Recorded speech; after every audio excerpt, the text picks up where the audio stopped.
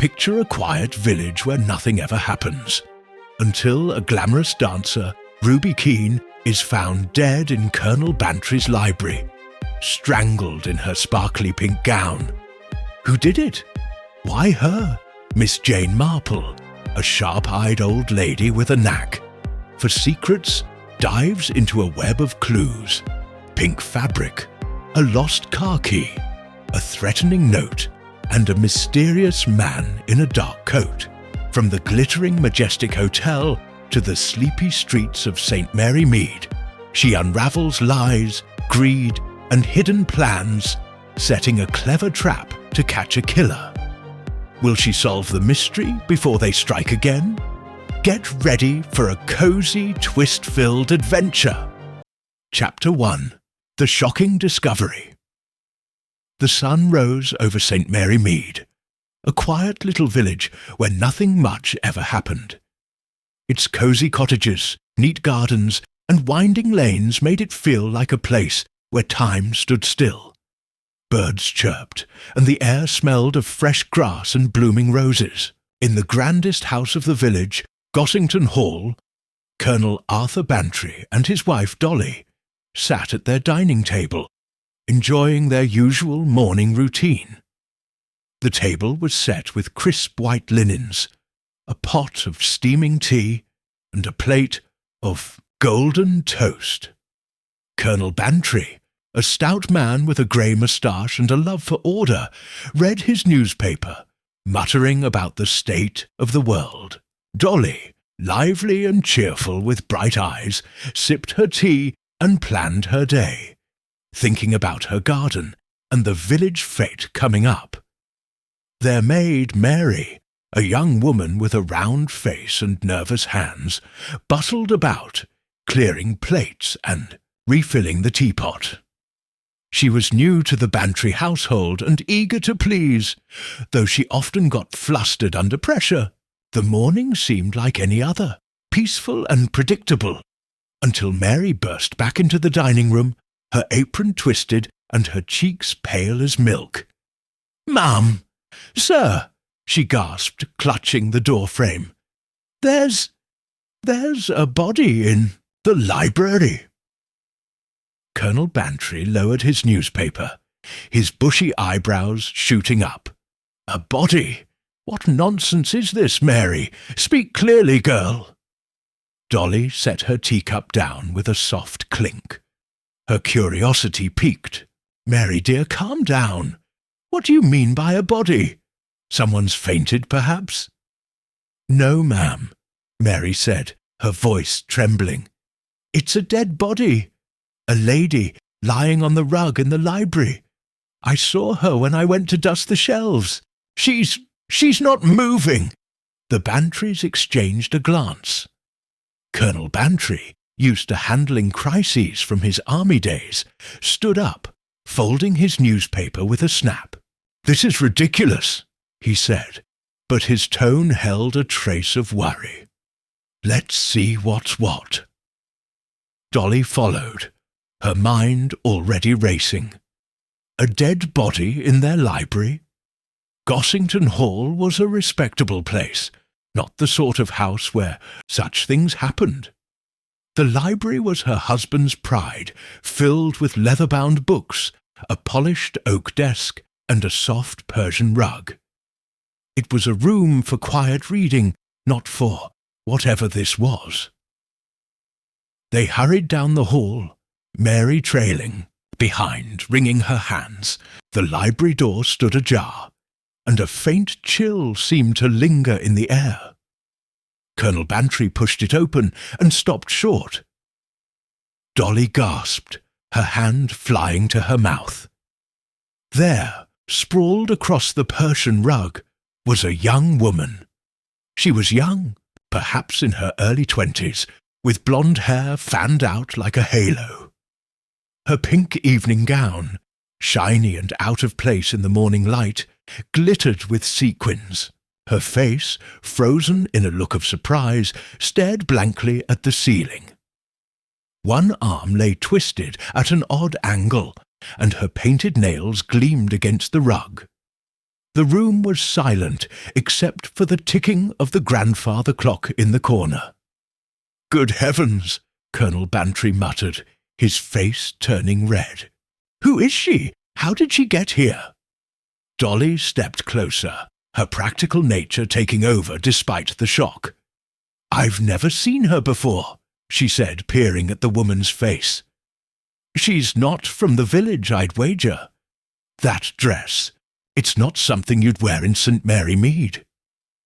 Mary hovered by the door, looking ready to faint. "Should I fetch someone, ma'am? The doctor? The police?" "The police," Colonel Bantry said firmly. "This is a matter for them. Mary, go to the telephone and call Inspector Craddock at once. Tell him to come quickly." Mary nodded and scurried off, her footsteps echoing in the hall. Dolly knelt beside the body, careful not to touch anything. "Poor thing," she murmured. "She looks so young. What could have happened?" Colonel Bantry paced, his hands clasped behind his back. "This is outrageous. A dead woman in my library. It's unseemly. The neighbours will talk." "Let them talk," Dolly said, standing up. "We need to find out who she is and why she's here. Arthur, this isn't just a scandal. It's a mystery." Colonel Bantry grunted, clearly unhappy. "I don't like mysteries. I like facts.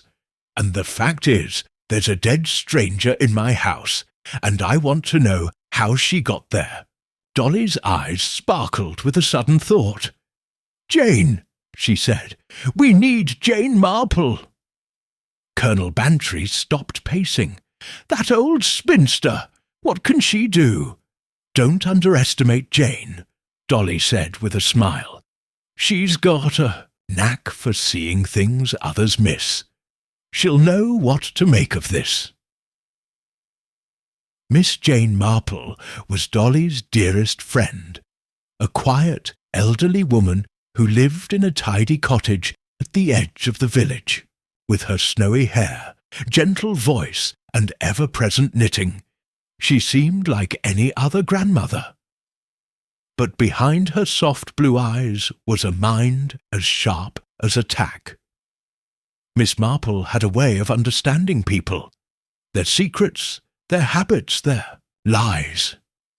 She'd solved little mysteries in St. Mary Mead before, from stolen silver to missing cats, and Dolly was certain she'd be perfect for this. "I'll telephone her," Dolly said, heading for the hall. "She'll come at once, I'm sure." Within the hour, Miss Marple arrived at Gossington Hall, her black lace-up shoes tapping softly on the gravel drive. She wore a neat tweed skirt, a wool cardigan, and a hat adorned with a single feather. In her hands was her knitting bag, stuffed with yarn and needles that clicked faintly as she walked.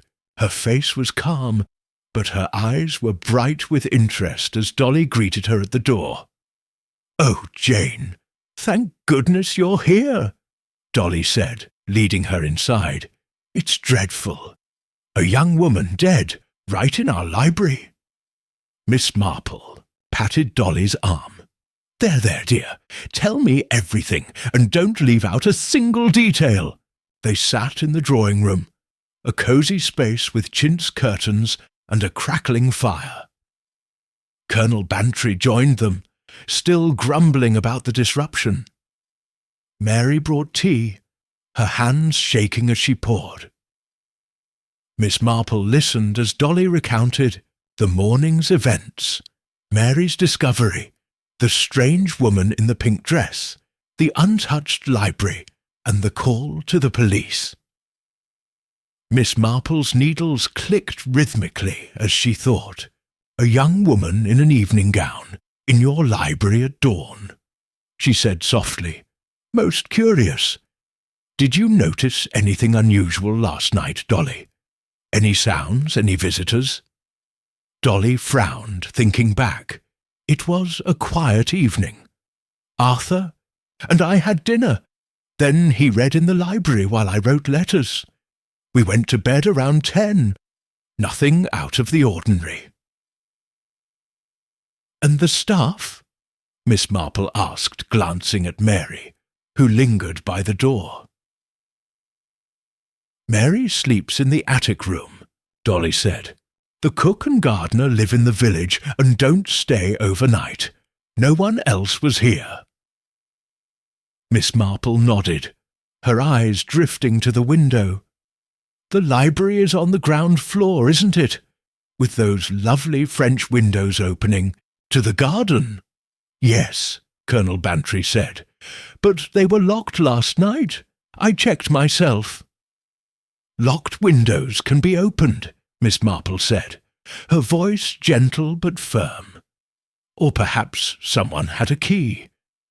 Tell me, Mary, when you found the body, was anything else out of place?" Mary bit her lip, thinking hard. "The rug was a bit crumpled, ma'am, and one of the windows was ajar, just a crack. I thought it was odd, but I was so scared I didn't think much of it." Miss Marple's needles paused. "Ajar, you say? That's interesting." Before they could discuss further, the doorbell rang. Inspector Craddock had arrived, a tall man with a serious face and a notebook tucked under his arm. With him was Dr. Haydock, the village doctor, who went straight to the library to examine the body. Craddock greeted the Bantrys and Miss Marple with a polite nod. "Miss Marple," he said, a hint of respect in his voice. "I didn't expect to see you here. I'm just a visitor," she said modestly, but her eyes twinkled. "Dolly thought I might be of use." Craddock didn't argue. He'd heard of Miss Marple's knack for solving puzzles, and was glad to have her sharp mind on hand. He led them to the library, where Dr. Haydock was kneeling beside the body. "She's been dead a few hours," Dr. Haydock said, standing up. "Strangled, I'd say, though I'll need to confirm at the post-mortem. No signs of a struggle, which is odd. She didn't fight back." Craddock frowned, scribbling in his notebook. "Any idea who she is?" "Not local," Dolly said. "That dress is too flashy for St. Mary Mead." Miss Marple stepped closer, her eyes scanning the body. The pink gown was cheap but showy, the kind worn for dancing or parties. The woman's nails were painted bright red, and a thin gold bracelet circled her wrist.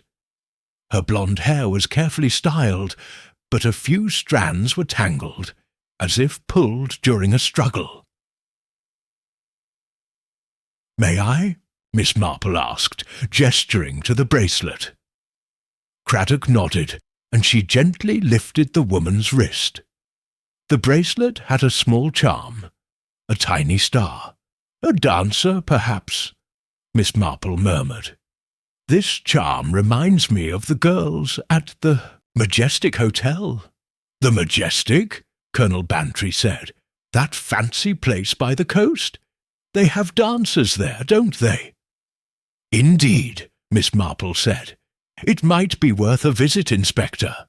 Craddock agreed to check the hotel, but first he questioned the Bantrys and Mary again. No one had heard anything during the night. The library windows, as Colonel Bantry insisted, were locked, though Mary's mention of the ajar window raised questions. Craddock's men searched the room, finding no footprints, no weapons, and no signs of forced entry. The mystery deepened. As the police worked, Miss Marple and Dolly returned to the drawing-room. Dolly poured fresh tea, her hand steady despite the morning's shock.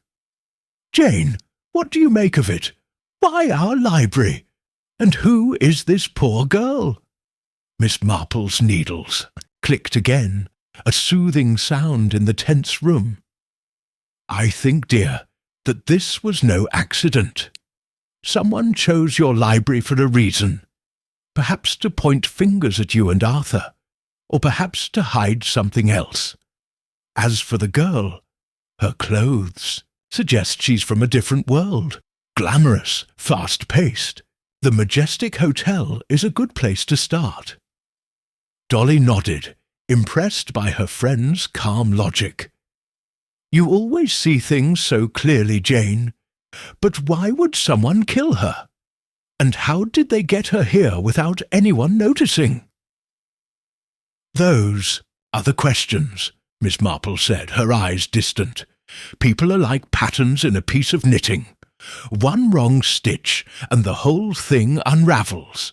We just need to find the loose thread. By midday, Craddock returned with news. The woman was Ruby Keene, a dancer at the Majestic Hotel, just as Miss Marple suspected. She'd been reported missing that morning when she didn't show up for her shift. No one at the hotel knew why she'd been at Gossington Hall, and no one in the Bantry household recognized her name. This is a puzzle, Craddock said, rubbing his chin. Ruby Keene killed in your library with no clear reason. Miss Marple, any ideas? Miss Marple smiled faintly. Only that people are rarely what they seem, Inspector.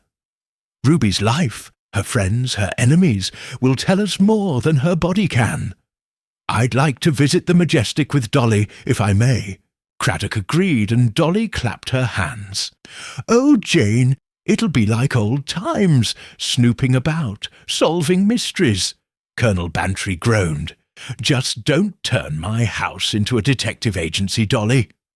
Miss Marple chuckled, her needles clicking faster. No promises, Colonel. But I suspect this mystery will unravel soon enough if we tug at the right threads. As the police continued their work, Miss Marple's mind was already at the Majestic Hotel, picturing the glittering ballroom, the dancers, and the secrets they carried. Ruby Keene's death was no random act, she was sure. Someone had planned this, and someone had made a mistake. Miss Marple intended to find it.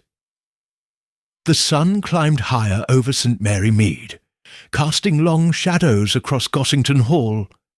The village, so peaceful just hours ago, now buzzed with whispers of murder. And in the heart of it all, Miss Jane Marple sat quietly, knitting and thinking, ready to untangle the truth. Chapter 2. The Majestic Hotel.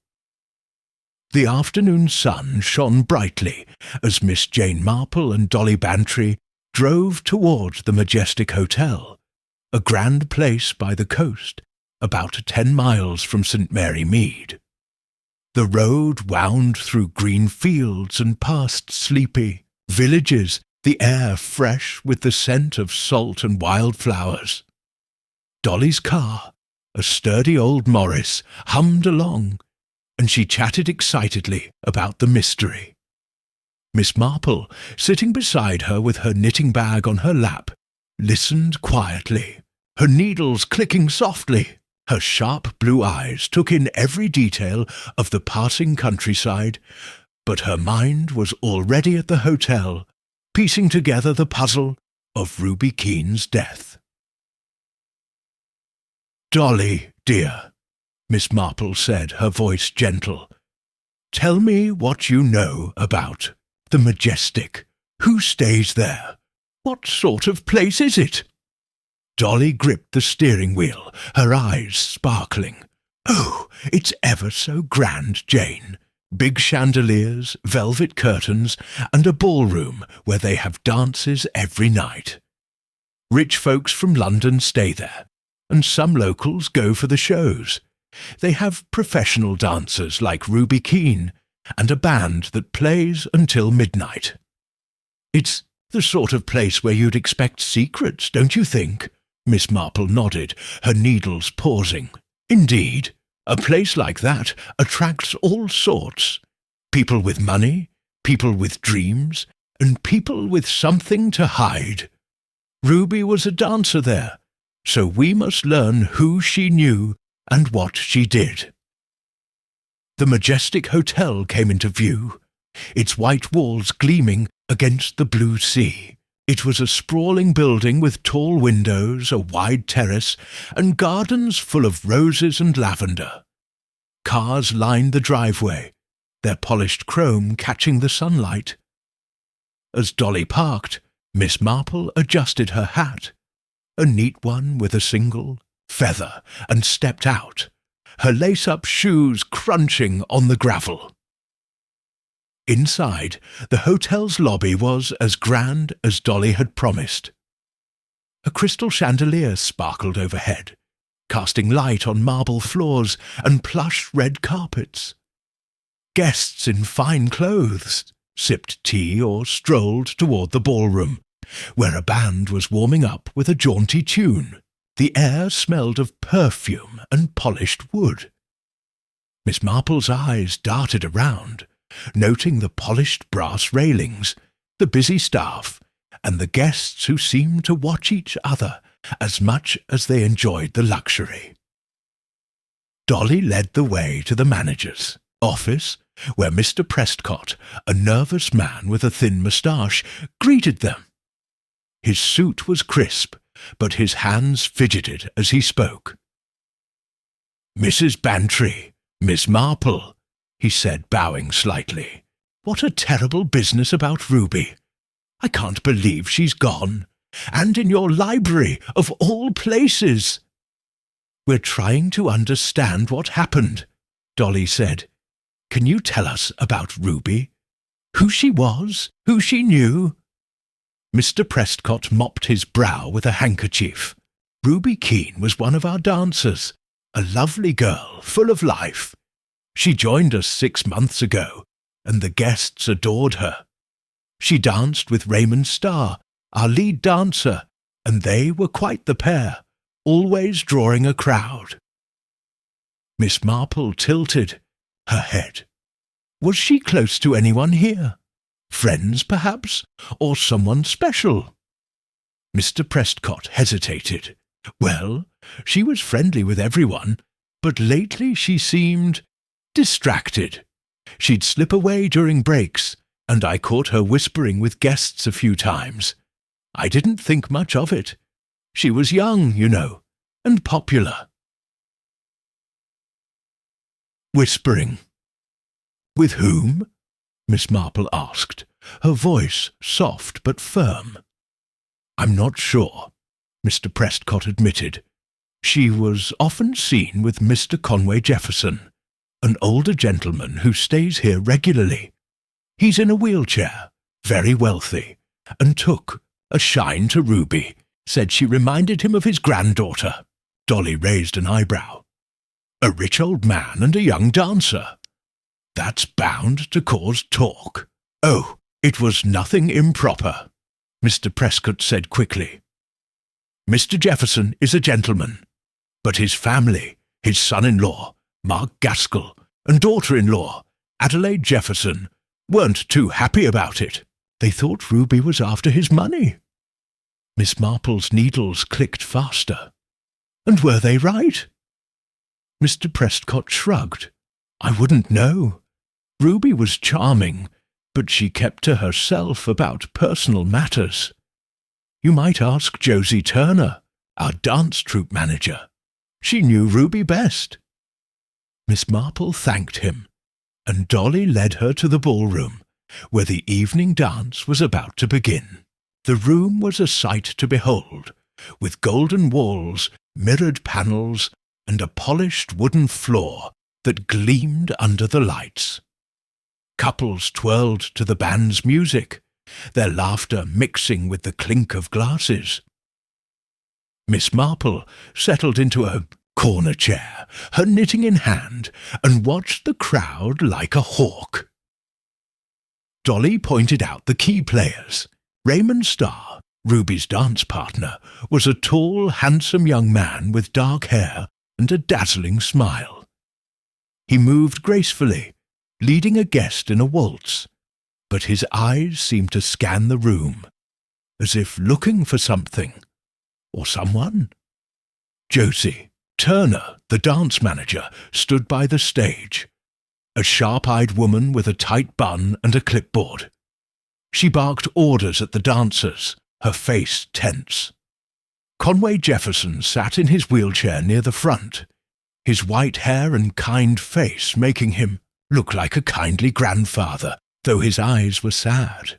Beside him were Mark Gaskell, a slick man with a thin smile, and Adelaide Jefferson, a quiet woman with a worried look. Miss Marple leaned toward Dolly. "Let's start with Raymond. He worked closest with Ruby." They approached Raymond during a break as he sipped water by the stage. He greeted them politely, but his smile was guarded. "I heard about Ruby," he said, his voice low. "It's awful. She was a wonderful dancer." "You must have been close," Miss Marple said, her tone gentle. "Dancing together every night." Raymond shrugged, wiping his brow. "We were partners, sure, but Ruby didn't share much. She was always off somewhere, meeting people. She liked the attention, you know." "Anyone in particular?" Miss Marple asked, her needles clicking. Raymond glanced around, then leaned in. "She spent a lot of time with Mr. Jefferson. And there was this fellow in a dark coat. She met him outside a few times. Never told me his name, though." Miss Marple nodded, filing away the detail. "And last night, where were you?" "Teaching a dance lesson," Raymond said quickly. "A guest wanted a late session. I was here until 1 in the morning." Dolly raised an eyebrow. "Rather late for a lesson, isn't it?" Raymond smiled, but it didn't reach his eyes. "Some guests pay extra for private lessons. Keeps the hotel happy." Miss Marple thanked him and moved on to Josie Turner, who was checking her clipboard with a frown. Josie was in her 30s, with a no-nonsense air and a sharp gaze that missed nothing. When Dolly introduced Miss Marple, Josie's eyes narrowed. "I'm here about Ruby Keene," Miss Marple said. "You managed her, I understand." Josie nodded, her lips tight. "Poor girl. She was talented but headstrong, always chasing dreams of fame and fortune." "Did she have enemies?" Miss Marple asked, her voice soft as a whisper. "Enemies?" Josie laughed, but it sounded forced. "Ruby was too charming for that, though some people didn't like how close she got to Mr. Jefferson. His family, especially."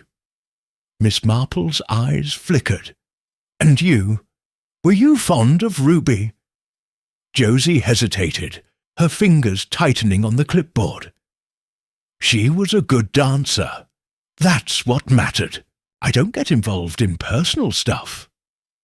Miss Marple smiled, but her mind was racing. Josie's words were careful, too careful. She was hiding something, but what? Next, they approached Conway Jefferson, who welcomed them warmly despite his grief. His wheelchair was positioned by a window, giving him a view of the sea. His face was lined, but his eyes were kind, though clouded with sorrow. "Ruby was like a granddaughter to me," he said, his voice trembling. "Bright, full of life. I was going to help her, you know, leave her some money in my will. She deserved a better life." Miss Marple's needles paused. "That's very generous, Mr. Jefferson. Did your family know?" Conway sighed. "Oh, yes. Mark and Adelaide weren't pleased, but they'd come around. Ruby wasn't after my money, no matter what they thought." Dolly glanced at Miss Marple, who nodded slightly. "And last night?" Miss Marple asked. "Did you see Ruby?" "She danced her usual set," Conway said. "Looked as lovely as ever. I went to bed around 11. Didn't know anything was wrong until this morning." Miss Marple thanked him and moved to speak with Mark Gaskell and Adelaide Jefferson, who stood nearby watching the dancers. Mark was a handsome man in his 40s, with slicked-back hair and a smile that seemed more for show than feeling. Adelaide, younger and quieter, had a gentle face but nervous hands that twisted her handkerchief. "Terrible about Ruby," Mark said, his voice smooth. "But I barely knew her. She was always hanging around Conway, though. Bit of a gold digger, if you ask me." Adelaide frowned but said nothing. Miss Marple turned to her. "And you, Mrs. Jefferson, did you know Ruby well?" "Not really," Adelaide said softly. "She was kind to father, but I worried he was too fond of her. He's not as strong as he used to be." Miss Marple nodded, her eyes kind but sharp. "You both stayed here last night?" "Yes," Mark said. "I was playing cards until late. Adelaide was in her room, weren't you?" Adelaide nodded, her eyes on the floor. "I went to bed early. I didn't hear anything." Miss Marple thanked them, her mind buzzing. Everyone had an alibi, but none felt solid. Raymond's late lesson, Josie's clipped answers, Mark's casual dismissal, and Adelaide's nervousness. They all hinted at secrets. And then there was the man in the dark coat, mentioned by Raymond. Who was he? As the evening wore on, the ballroom filled with music and laughter, but Miss Marple felt a chill. She and Dolly sat at a small table, sipping tea and watching the crowd. "Jane, what do you think?" Dolly whispered. "Everyone's so normal, but someone here knows something." Miss Marple's needles clicked steadily. "People are like books, Dolly. The cover looks one way, but the story inside is different. Ruby's death wasn't random. Someone wanted her gone, and they chose your library to make a point." Dolly shivered. "But why our library? We didn't even know her." "That's the question," Miss Marple said. "The library is a stage, and Ruby's body was the performance. We need to find out who set the scene." They decided to walk the hotel grounds before leaving, hoping for more clues. The gardens were lovely, with winding paths and twinkling lanterns. Near a side entrance, Miss Marple noticed a patch of trampled grass, as if someone had stood there for a long time. She knelt, her eyes sharp, and spotted a tiny scrap of pink fabric caught on a rosebush. "Dolly, look," she said, holding it up. "This looks like Ruby's dress." Dolly gasped. "You think she was here last night? Outside?" "Perhaps," Miss Marple said, tucking the fabric into her bag. "Or someone brought her here. This path leads toward St. Mary Mead, doesn't it?" Dolly nodded. "It's a back way, through the fields. You could get to Gossington Hall without, using the main road." Miss Marple's eyes gleamed. "Very interesting. We'll need to tell Inspector Craddock about this." As they drove back to St. Mary Mead, the sun sank low, painting the sky pink and gold. Dolly was quiet, her mind full of questions. Miss Marple knitted silently, her thoughts weaving a pattern. Ruby Keane's life at the Majestic Hotel was the key, she was sure. The dancers, the guests, the family, they all played a part. But who had the motive to kill her? And why leave her body in the Bantry's library? Back at Gossington Hall, Colonel Bantry was waiting, his face red with impatience. "Well," he demanded, "did you find anything?" Dolly told him about the hotel, the people, and the scrap of fabric. Miss Marple added, "We've only begun, Colonel. But I suspect Ruby's death is tied to someone at the Majestic, someone who knew her well and feared her even more." Colonel Bantry grunted. "I just want this mess sorted out. My library's no place for a murder." Miss Marple smiled. "Patience. Colonel, every knot can be untied if you know where to pull." As night fell over St. Mary Mead, Miss Marple sat by her cottage fire, her knitting in her lap. The Majestic Hotel was a glittering world of secrets, and Ruby Keene had been at its centre. Tomorrow she'd dig deeper, looking for the loose thread that would unravel the truth. Chapter 3. The Village Gossip. The morning after her visit to the Majestic Hotel, Miss Jane Marple sat in her cosy cottage at the edge of St. Mary Mead, sipping tea and knitting a soft pink scarf. The sun streamed through her lace curtains, casting patterns on the polished wooden floor. Her garden outside was a tidy patchwork of roses and lavender, and the village beyond was waking up, its quiet streets filled with the chatter of sparrows. But Miss Marple's mind was far from peaceful. Ruby Keene's death in the Bantry's library was a puzzle, and the pieces were scattered across the village and the glamorous hotel by the coast. She set her knitting down and thought about the people she'd met at the Majestic. Raymond Starr, the charming dancer, Josie Turner, the sharp-eyed manager, Conway Jefferson, the kind but grieving millionaire, and his family, Mark Gaskell and Adelaide Jefferson, both uneasy about Ruby. Then there was the mysterious man in the dark coat Raymond had mentioned. Who was he, and what did he have to do with Ruby's murder? The scrap of pink fabric Miss Marple found in the hotel garden nagged at her too. It was a clue, she was sure. But to what? St. Mary Mead was a small place, and news travelled fast. If Ruby had been seen in the village, someone would know. Miss Marple decided to visit the village shop, where gossip flowed like water from a well. She tucked her knitting into her bag, put on her neat tweed coat and feathered hat, and stepped out into the crisp morning air. Her lace-up shoes tapped softly on the cobblestone path as she walked toward the village centre.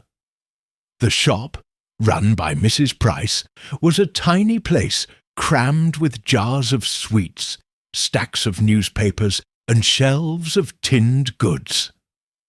A bell jingled as Miss Marple pushed open the door, and the warm smell of bread and tea greeted her. Mrs. Price, a plump woman with a sharp tongue and sharper eyes, stood behind the counter, chatting with two customers. Mrs. Clement, the vicar's wife, and Miss Weatherby, a nosy spinster who knew everyone's business. "Good morning, Miss Marple," Mrs. Price called, her eyes gleaming with curiosity.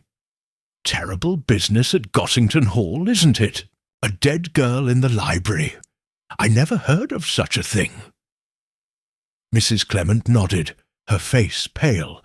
"Poor Colonel and Mrs. Bantry. They must be beside themselves." Miss Weatherby leaned forward, her voice a whisper. "They say she was a dancer, from that fancy hotel. Not the sort of girl you'd expect in St. Mary Mead." Miss Marple smiled, settling into a chair by the counter. "Indeed. Her name was Ruby Keene. Did any of you see her in the village recently?" Mrs. Price's eyes widened. "Ruby Keene? Oh, I saw her all right. About a week ago, near the village green. She was arguing with a man in a dark coat. Looked like a city fellow, not one of ours. I couldn't hear what they said, but she was upset, waving her hands and all."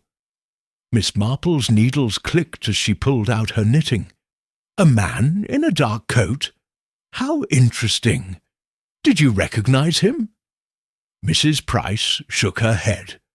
"Never seen him before. Tall, with a hat pulled low.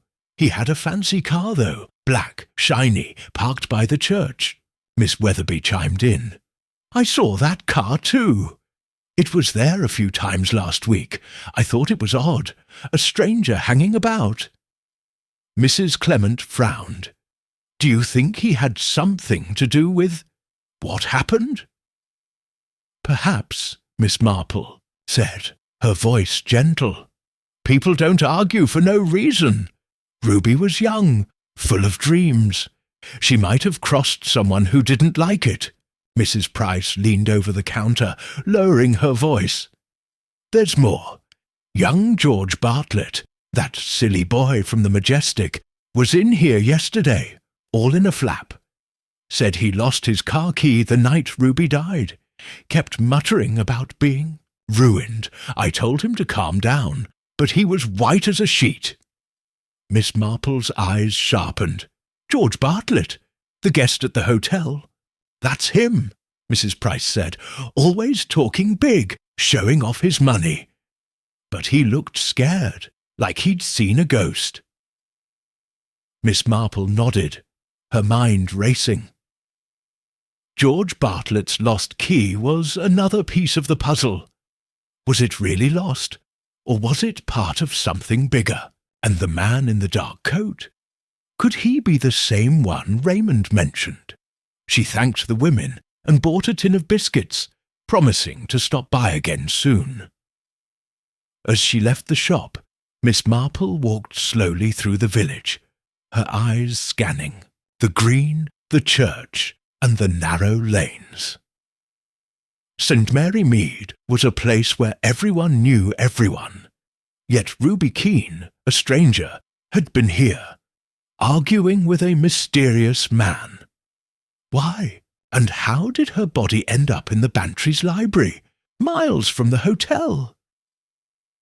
She stopped by the village green, a grassy square with a stone bench and a duck pond. The church stood nearby, its steeple casting a shadow across the grass. Miss Marple sat on the bench, her knitting in her lap, and thought. The green was a quiet spot, perfect for a private talk or a heated argument. She pictured Ruby, in her bright dress, facing a tall man in a dark coat. What had they fought about? Money? Love? Something darker?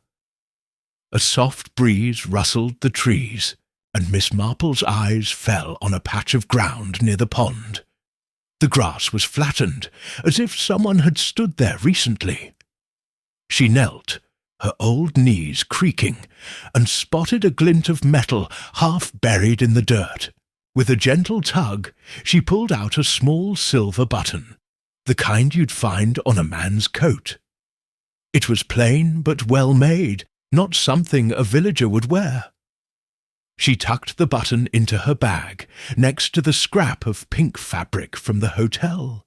Another thread, she murmured, her mind weaving connections. The button might belong to the man in the dark coat, or it might mean nothing. But Miss Marple never ignored a clue, no matter how small. She decided to visit the church next, hoping the vicar, Mr. Clement, might have seen something. The church was cool and quiet, its stained glass windows casting colourful light on the stone floor. Mr. Clement, a kind man with a bald head and spectacles, was arranging hymnals in the pews. He greeted Miss Marple warmly, though his face grew serious when she mentioned Ruby. "I heard about the poor girl," he said, shaking his head. "Such a tragedy. I didn't know her, but I saw a young woman near the green last week, blonde, in a bright dress. She was with a man, and they seemed to be arguing. I didn't want to eavesdrop, so I went inside." Miss Marple nodded. "Did you notice anything about the man? His clothes, perhaps?" Mr. Clement thought for a moment. "He wore a dark coat and a hat. I couldn't see his face. They were by the pond, and I saw a black car parked near the gate. I assumed they were just passing through." Miss Marple thanked him and stepped outside, her eyes on the church gate. The spot was hidden from the main road, a perfect place for a secret meeting. She walked to the gate and found tire marks in the soft earth, deep and fresh. They matched the description of the shiny black car Mrs. Price had seen. Someone had been here, and not by chance. As she walked back to her cottage, Miss Marple's mind buzzed with questions. Ruby Keene had come to St. Mary Mead, argued with a stranger, and ended up dead in the Bantry's library. George Bartlett's lost key, the man in the dark coat, the silver button, the tire marks, they were all pieces of the same puzzle. But how did they fit? Back at her cottage, Miss Marple made a pot of tea and sat by the fire, her knitting in her hands. The pink scarf grew longer as her thoughts spun. Ruby's life at the Majestic Hotel was one world, glamorous, full of music and money. St. Mary Mead was another, quiet, simple and close-knit. Yet the two worlds had collided, and Ruby's death was the result. She thought about George Bartlett, the nervous young man who'd lost his key. Mrs. Price said he was scared, muttering about being ruined.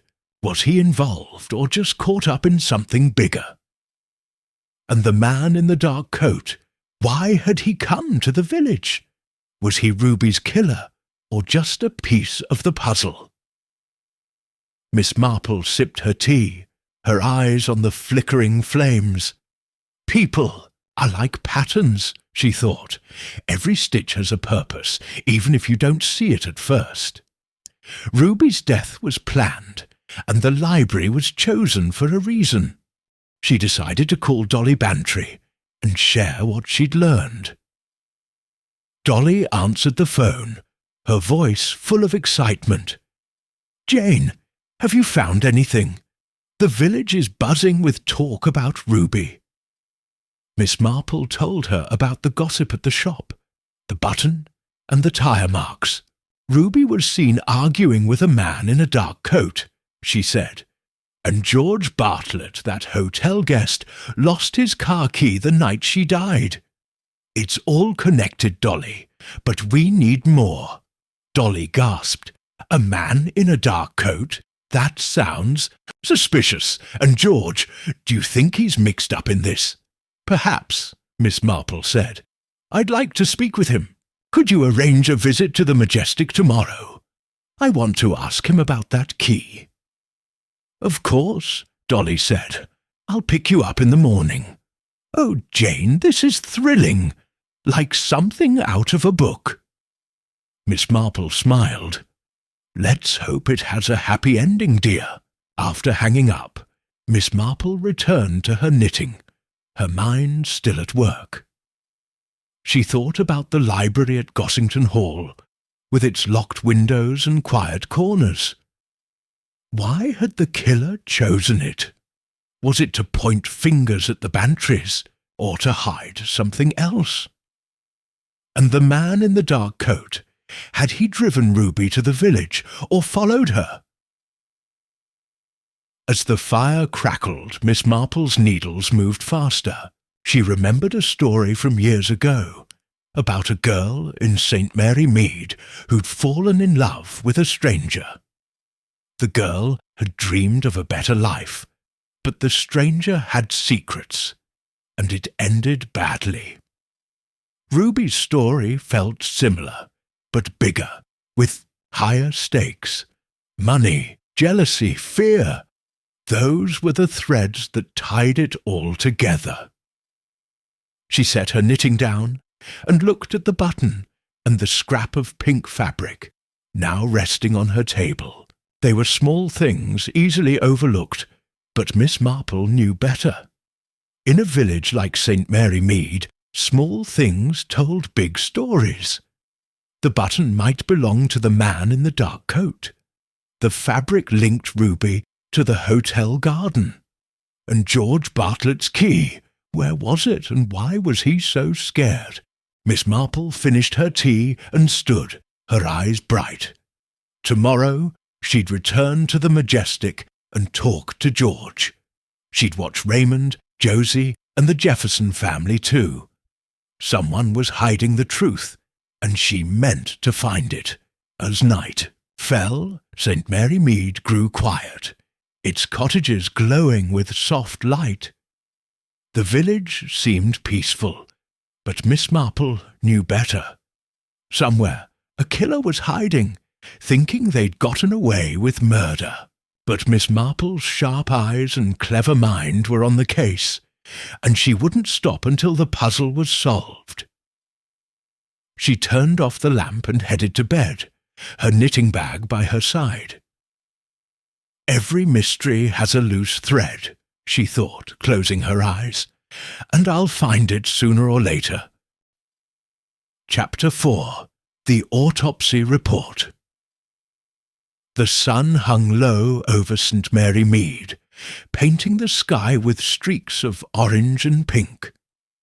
Miss Jane Marple sat in her cottage, her knitting needles clicking as she worked on her pink scarf. The fire crackled softly, and a cup of tea steamed on the table beside her. Her mind, though, was far from the cosy room. Ruby Keane's murder in the Bantry's library was a knotty puzzle, and every new clue, the scrap of pink fabric from the Majestic Hotel, the silver button from the village green, the tire marks by the church, added another twist. Today she hoped for answers from Inspector Craddock, who had promised to share the autopsy report. A knock at the door broke her thoughts. Dolly Bantry swept in, her cheeks flushed with excitement. "Jane, you'll never guess. Craddock's coming to Gossington Hall with the autopsy results. He wants us there. Can you come?" Miss Marple set her knitting down, her eyes bright.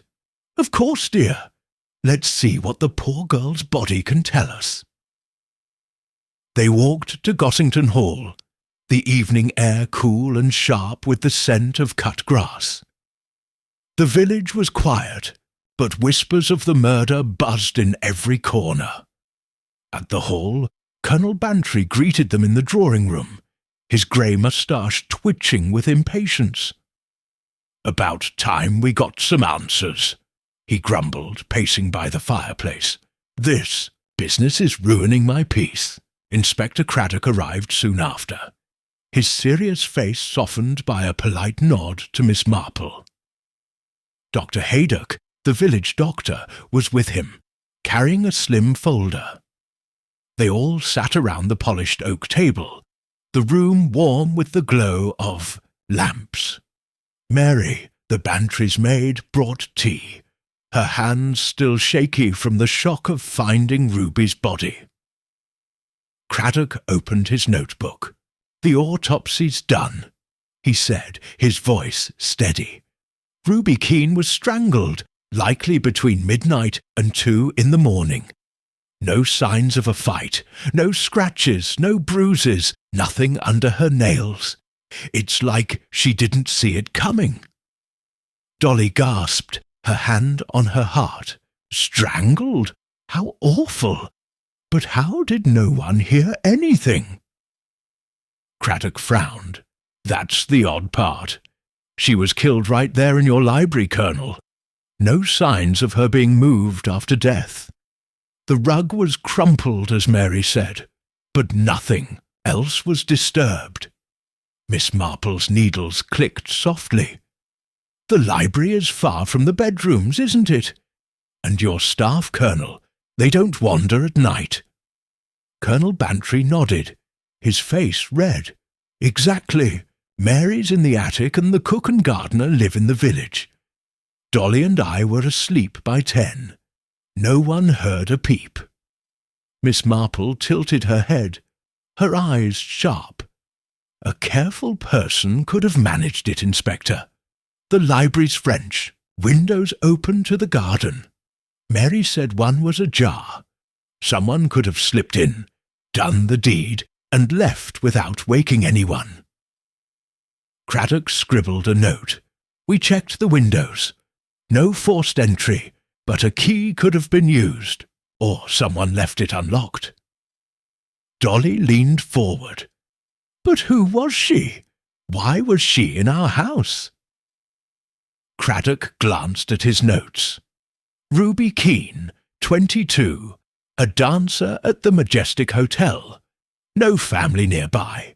She lived at the hotel, worked nights, and was well liked, though some thought she was too friendly with guests, especially Conway Jefferson, the millionaire.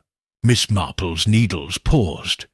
Mr. Jefferson planned to leave her money, didn't he? That might have upset someone. Craddock nodded. We're looking into his family, Mark Gaskell and Adelaide Jefferson. They weren't happy about Ruby, but we need more than motives. We need evidence. Dr. Haydock spoke up, his voice calm. There's one more thing. Ruby had a small bruise on her arm, like someone grabbed her hard, but it's older. Maybe a day or two before she died, and her stomach was empty. She hadn't eaten since early evening. Miss Marple's eyes narrowed. So she was taken by surprise, perhaps by someone she trusted, and she didn't eat before her death, which means she wasn't at the hotel's late supper. Where was she between her dance and midnight? Craddock rubbed his chin. Good question. Her last performance was at 11. After that, no one at the hotel saw her. Her roommate, another dancer, said Ruby didn't come back to their room. Dolly shivered. It's like she vanished, then ended up in our library. Jane, what do you think? Miss Marple smiled faintly. I think Ruby's life at the Majestic holds the key. May I see her room, Inspector? Her things might tell us something. Craddock agreed, and the next morning he, Miss Marple, and Dolly drove to the Majestic Hotel. The grand building sparkled in the sunlight, its white walls and tall windows a stark contrast to St. Mary Mead's cosy cottages. Inside, the lobby buzzed with guests, but Miss Marple's eyes were on the staff, who whispered behind their hands.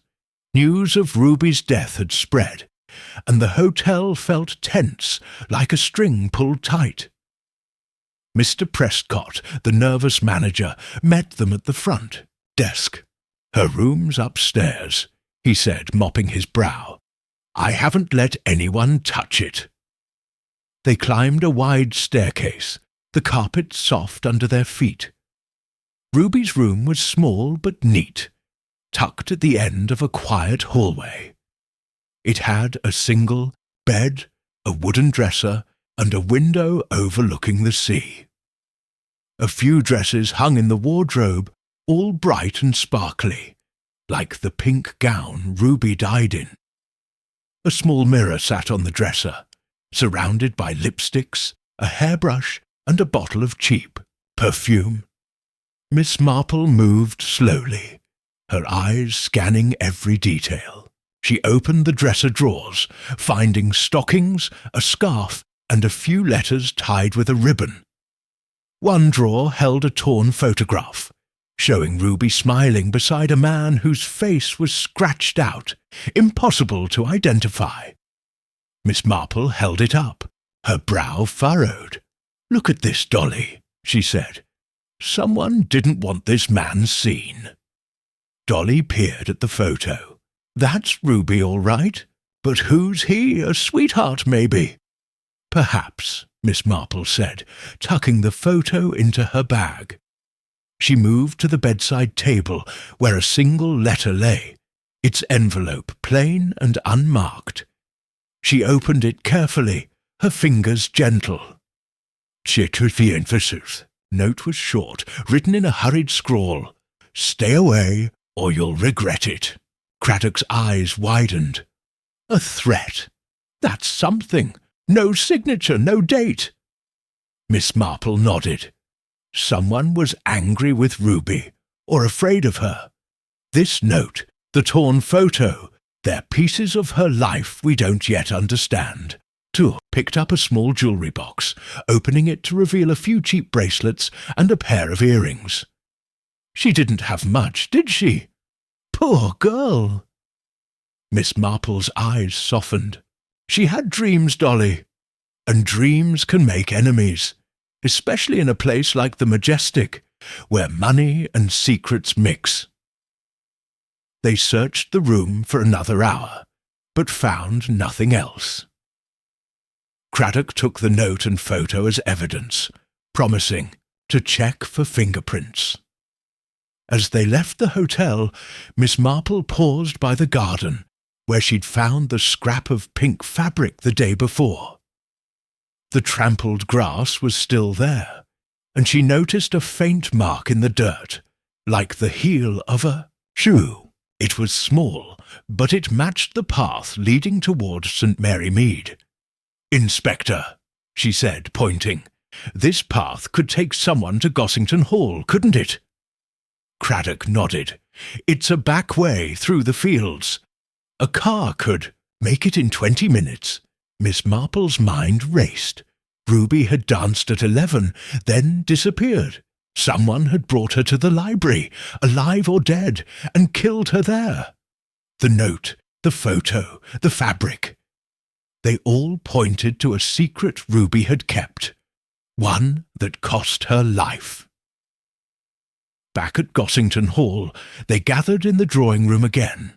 Colonel Bantry was pacing, his face redder than ever. "Strangled in my library," he muttered, "and no one heard a thing. It's maddening." Dolly patted his arm. "We're getting closer, Arthur. Jane's found clues already." Miss Marple smiled modestly. "Small things, dear, but small things tell big stories. Ruby was warned to stay away, but from whom? And why the library? It's not just a place, it's a message." Craddock leaned forward, his notebook open. "You think the killer chose the library on purpose?"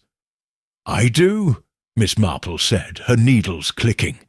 "It's a bold choice, Inspector. To kill someone in their own home takes nerve or desperation. The killer knew the house, or had help." Colonel Bantry stopped pacing. "You're not suggesting one of us?" "Of course not," Miss Marple said quickly. "But someone knew. Your habits, your locked windows, your quiet nights. And they knew Ruby too." Dolly frowned. "That man in the dark coat Mrs. Price mentioned. Could he be the killer?" "Perhaps," Miss Marple said. "Or he's a piece of the puzzle. We need to know more about Ruby's life, her friends, her enemies. And George Bartlett's lost key bothers me. Why was he so scared?" Craddock made a note. "I'll talk to Bartlett tomorrow, and I'll check on that man in the dark coat. The tire marks by the church might help us find his car." Miss Marple nodded, her eyes distant. "Good. And I'd like to speak with the hotel staff again. Someone saw something, even if they don't know it yet." As the evening grew dark, Miss Marple and Dolly sat by the fire, sipping tea. Colonel Bantry had gone to bed, muttering about the disgrace of it all. Craddock and Dr. Haydock left, promising to share more news soon. The house was quiet, but the mystery hung heavy in the air. "Jane," Dolly said, her voice soft, "do you think we'll find the killer?" Miss Marple's needles clicked steadily. "I do, dear. People think they can hide their secrets, but they always leave a trail. A torn photo, a threatening note, a lost key. They're like stitches in a pattern. Pull the right one, and the whole thing unravels." Dolly smiled, comforted by her friend's calm. You make it sound so simple. It's never simple, Miss Marple said, her eyes twinkling. But it's always possible. Ruby's life was full of dreams, and someone wanted to stop them. We'll find out why. As they finished their tea, Miss Marple thought about the library, its locked windows, and the crumpled rug. She pictured Ruby, bright and young, caught in a web of greed or jealousy. The man in the dark coat, the silver button, the tire marks, they were all threads leading to the truth.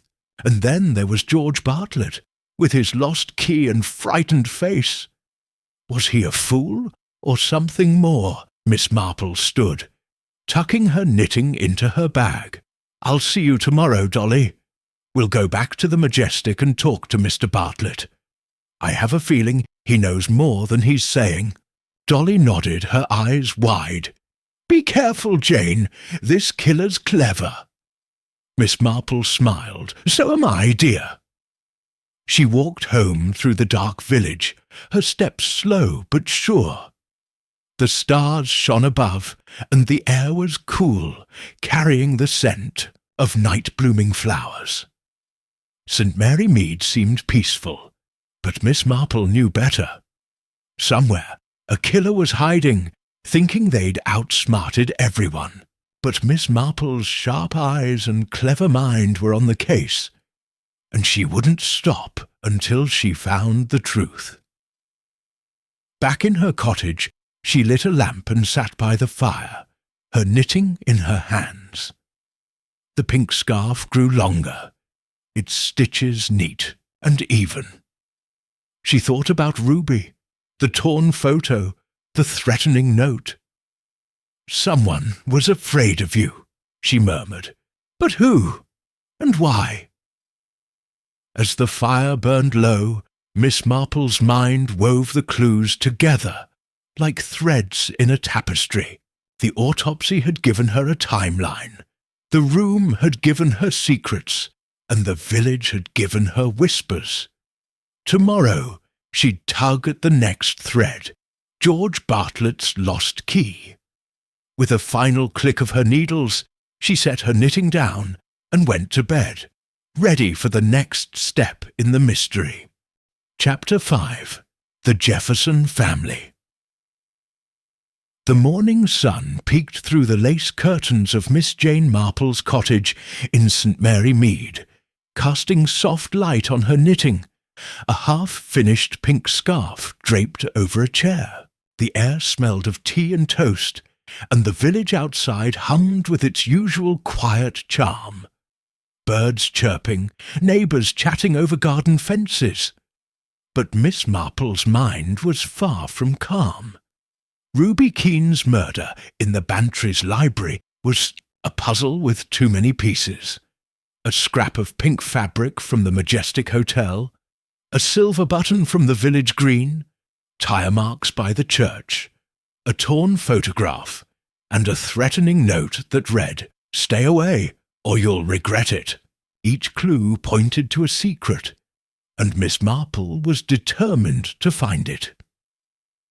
Today, she wanted to learn more about Conway Jefferson, the wealthy wheelchair-bound man who had taken a shine to Ruby. His plan to leave her money in his will had stirred up trouble with his family, Mark Gaskell, his son-in-law, and Adelaide Jefferson, his daughter-in-law. If anyone had a reason to dislike Ruby, it was them. Miss Marple sipped her tea, her sharp blue eyes thoughtful. People she knew could hide their true feelings behind smiles, but those feelings always left a trace. A knock at the door announced Dolly Bantry, her face bright with excitement. "Jane, I've arranged a tea at the Majestic this afternoon," she said, stepping inside. "Conway Jefferson and his family will be there. I thought you'd want to talk to them." Miss Marple smiled, tucking her knitting into her bag. "Perfect, Dolly. Let's see what Mr. Jefferson's family has to say about Ruby." They drove to the majestic hotel, the Morris car rattling along the country lanes. The sea sparkled in the distance, and the hotel's white walls gleamed under the sun. Inside, the lobby was as grand as ever, with its glittering chandelier and marble floors. Guests in fine clothes sipped drinks on the terrace, and the faint sound of a piano drifted from the ballroom. Miss Marple's eyes scanned the room, noting the staff's quick glances and the guests' curious whispers. Ruby's death was the talk of the hotel, and everyone seemed on edge. Mr. Prescott, the nervous manager, greeted them and led them to a private parlour where tea was set out. Delicate cups, a silver teapot, and a plate of scones. Conway Jefferson was already there, his wheelchair by a window with a view of the gardens. His white hair and kind face made him look like a gentle grandfather, but his eyes were heavy with grief. Beside him sat Adelaide Jefferson, a quiet woman in her 30s with soft brown hair and a worried look. Mark Gaskell, slick and confident, leaned against a chair, his smile sharp as a knife. "Thank you for joining us," Conway said, his voice warm but tired. "This business with Ruby, it's broken my heart. She was like family to me." Miss Marple settled into a chair, her knitting bag on her lap. "I'm so sorry for your loss, Mr. Jefferson," she said, her voice gentle. "Ruby must have been a special young woman." "She was," Conway said, his eyes misty. "Bright, full of dreams. I wanted to help her, give her a better life. I told her I'd put her in my will, leave her a good sum. She deserved it." Dolly raised an eyebrow, pouring tea. "That's very generous. Did everyone approve?" Conway sighed, glancing at Mark and Adelaide. "Not exactly. My family thought I was foolish, but Ruby wasn't after my money. She was a good girl." Miss Marple's needles clicked softly as she studied Mark and Adelaide. Mark's smile didn't reach his eyes, and Adelaide's hands twisted her handkerchief. "Mrs. Jefferson," Miss Marple said, turning to Adelaide, "you must have found Ruby's presence unsettling." Adelaide hesitated, her cheeks pale. "She was charming, I suppose. But father was so fond of her, and I worried. He's not as strong as he seems, and I didn't want him taken advantage of." Mark snorted, crossing his arms. "Taken advantage? That's putting it kindly. Ruby was a gold digger, plain and simple. Conway was fooled, but I wasn't." Conway's face reddened. "That's enough, Mark. Ruby was no such thing." Miss Marple's eyes flickered between them, noting the tension. "Mr. Gaskell," she said, her tone mild, "where were you the night Ruby died?" Mark shrugged, his voice smooth. "Playing cards in the hotel lounge. A few guests were there. Ask them. I was up until 1, then went to bed." "And you, Mrs. Jefferson?" Miss Marple asked, her needles clicking. Adelaide's hands stilled. "I was in my room, reading. I went to bed early, around 10. I didn't hear anything." Miss Marple nodded, her mind racing. Their alibis were tidy, but not airtight. Mark's card game could be checked, but Adelaide's claim of being alone was harder to prove. And Conway, in his wheelchair, couldn't have moved Ruby's body to the library himself. But could he have planned it?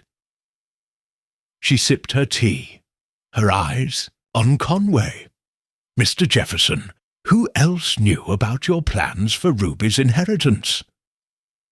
Conway frowned, thinking. "Just the family, Mark Adelaide, and my grandson, Peter. I told Ruby a week ago, during one of her visits. She was so grateful, poor girl." Miss Marple's needles paused. "Peter, your grandson? How old is he?" 15, Adelaide said, her voice soft. "He's at school most of the time, but he's here for the holidays. He liked Ruby. She was kind to him." Miss Marple made a mental note. A young boy might not be involved, but he might have overheard something. "And where was Peter that night?" she asked. "At the hotel, in his room," Adelaide said quickly. "He goes to bed early." Miss Marple smiled, but her mind was busy. Conway's affection for Ruby had stirred up feelings. Jealousy, perhaps, or fear of losing money. Mark's sharp words and Adelaide's nervousness hinted at secrets. She needed to dig deeper. After tea, Miss Marple and Dolly walked through the hotel's gardens, the air sweet with the scent of roses.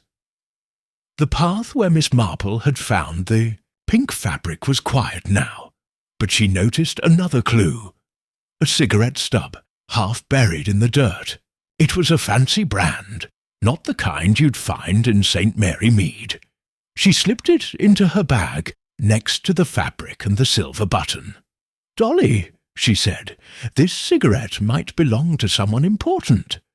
Perhaps the man in the dark coat Mrs. Price saw in the village."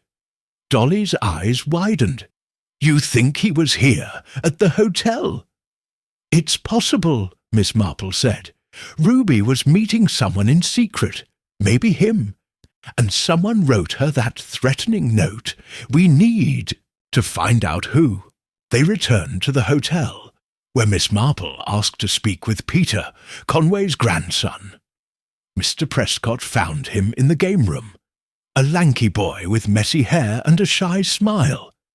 He was playing billiards, his school blazer slung over a chair. "Hello, Peter," Miss Marple said, her voice kind. "I'm a friend of Mrs. Bantry's. May I ask you about Ruby Keene?" Peter's face lit up. "Ruby was nice. She taught me a dance step once, said I was pretty good. I was sad when I heard she died." Miss Marple nodded, her eyes gentle. "Did you see her the night she died?" Peter shook his head. "I was in my room doing homework, but I heard her talking in the hall earlier, around 9. She sounded excited, like she was meeting someone." "Meeting someone?" Miss Marple leaned forward. "Did you hear a name?" "No," Peter said, frowning. "But she said something about a car. I didn't catch it all. I was reading." Miss Marple thanked him, her mind buzzing. Ruby had been planning to meet someone, and a car was involved. The tire marks by the church, George Bartlett's lost key, the man in the dark coat. It was all coming together, but the picture was still fuzzy. As they left the hotel, Dolly drove them back to St. Mary Mead, the sky turning pink with dusk. "Jane, what do you make of the Jeffersons?" she asked. "Mark's so rude about Ruby, and Adelaide seems scared." Miss Marple's needles clicked in her lap. "They're hiding something, Dolly. Mark's too quick to call Ruby a gold digger, and Adelaide's too quiet.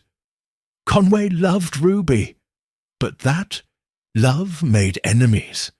And Peter's story about a car, it fits with what we know." Back at Gossington Hall, Colonel Bantry was waiting, his face red with frustration. "Any progress?" he demanded.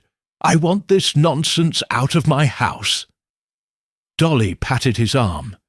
"Jane's on the case, Arthur. She's found all sorts of clues." Miss Marple smiled modestly. "Small things, Colonel, but they point to a bigger truth. Ruby's death was about money or love, or both. The Jefferson family had reason to dislike her, but so did others at the hotel." Colonel Bantry grunted. "I don't care who did it, as long as they're caught. My library's no place for murder." Miss Marple nodded, her eyes distant. "The library is the key, Colonel. Why there? It's a message or a mistake. We'll find out which." That evening, Miss Marple sat by her cottage fire, her knitting in her hands. The pink scarf grew longer, its stitches neat and even. Thought about the Jeffersons, Conway's kindness, Mark's sharpness, Adelaide's fear, Peter's innocence. The cigarette stub, the torn photo, the threatening note. They were all threads in a tangled web, and somewhere in that web was the man in the dark coat and George Bartlett's lost key. She pictured the library at Gossington Hall, its quiet corners and locked windows. Ruby had been strangled there, silently, by someone she trusted. The killer knew the house or had help. Miss Marple's mind spun, weaving the clues together. "Someone wanted Ruby gone," she murmured, "and they wanted the Bantrys to take the blame." As the fire burned low, Miss Marple set her knitting down and sipped her tea. Tomorrow she'd talk to George Bartlett about his key. She'd watch Raymond Starr and Josie Turner too, and keep an eye on the Jeffersons. Someone was lying, and she meant to find out who. She stood, her eyes bright with determination. The village was dark now, its cottages quiet under the stars. St. Mary Mead seemed peaceful, but Miss Marple knew better. A killer was hiding, thinking they'd outsmarted everyone. But Miss Marple's sharp eyes and clever mind were closing in, one thread at a time. Chapter 6. The Dance Partner's Secret. The morning mist hung low over St. Mary Mead, wrapping the village in a soft grey blanket. Miss Jane Marple sat in her cosy cottage, her knitting needles clicking as she worked on her pink scarf. The fire crackled in the hearth, and a pot of tea steamed on the table, filling the room with a warm, comforting smell. Outside, the village was waking up. Cows mooed in distant fields, and the postman's bicycle jingled along the lane. But Miss Marple's mind was on the puzzle of Ruby Keane's murder. The clues were piling up. A scrap of pink fabric from the Majestic Hotel, a silver button from the village green, tire marks by the church, a torn photograph, a threatening note, and a fancy cigarette stub. Each one pointed to a secret, and Miss Marple was determined to unravel it. Today, she wanted to focus on Raymond Starr, Ruby's dance partner at the Majestic Hotel. His charming smile and quick alibi, a late-night dance lesson, felt too polished, like a story rehearsed too many times. Miss Marple sipped her tea, her sharp blue eyes thoughtful. People could hide behind charm, but their secrets always slipped out, like a dropped stitch in a scarf. She needed to talk to Raymond to see what lay beneath his smooth words. A knock at the door broke her thoughts. Dolly Bantry burst in, her coat flapping and her eyes bright with excitement. "Jane, I've got us an invitation to the Majestic again," she said, catching her breath. "There's a dance tonight and Raymond Starr will be there. I thought you'd want to watch him." Miss Marple smiled, setting her knitting aside. "Perfect, Dolly. Raymond's close to the heart of this mystery, I'm sure. Let's see what he's hiding." They drove to the Majestic Hotel, the Morris car rattling through the misty lanes. The sea glittered faintly in the distance, and the hotel's white walls loomed like a palace against the grey sky. Inside, the lobby sparkled with its usual glamour. crystal chandeliers, polished marble floors, and guests in fine clothes sipping tea or chatting in low voices. The air smelled of perfume and fresh flowers, but there was a tension too, as if Ruby's death had cast a shadow over the hotel's shine. Miss Marple and Dolly settled in the ballroom, where the evening dance was about to start. The room was a dazzle of gold walls, mirrored panels, and a gleaming wooden floor. Couples twirled to the band's lively music, their laughter mixing with the clink of glasses. Miss Marple chose a corner chair, her knitting bag on her lap, and watched the crowd with her keen eyes. Dolly, ever curious, pointed out familiar faces. Josie Turner, the sharp-eyed dance manager, stood by the stage, her clipboard in hand. Conway Jefferson sat in his wheelchair near the front, his face sad. Mark Gaskell and Adelaide Jefferson lingered nearby, their expressions tight. Raymond Starr was on the dance floor, leading a guest in a graceful waltz. His dark hair was slicked back, and his smile was as bright as the chandeliers. But Miss Marple noticed his eyes. They darted around the room as if searching for something or someone. She leaned toward Dolly. "He's nervous, dear. Watch how he keeps looking at the door." Dolly nodded, her eyes wide. "You think he's hiding something?" "I do," Miss Marple said, her needles clicking softly. "Let's talk to him when he takes a break." After his dance, Raymond stepped off the floor, wiping his brow with a handkerchief.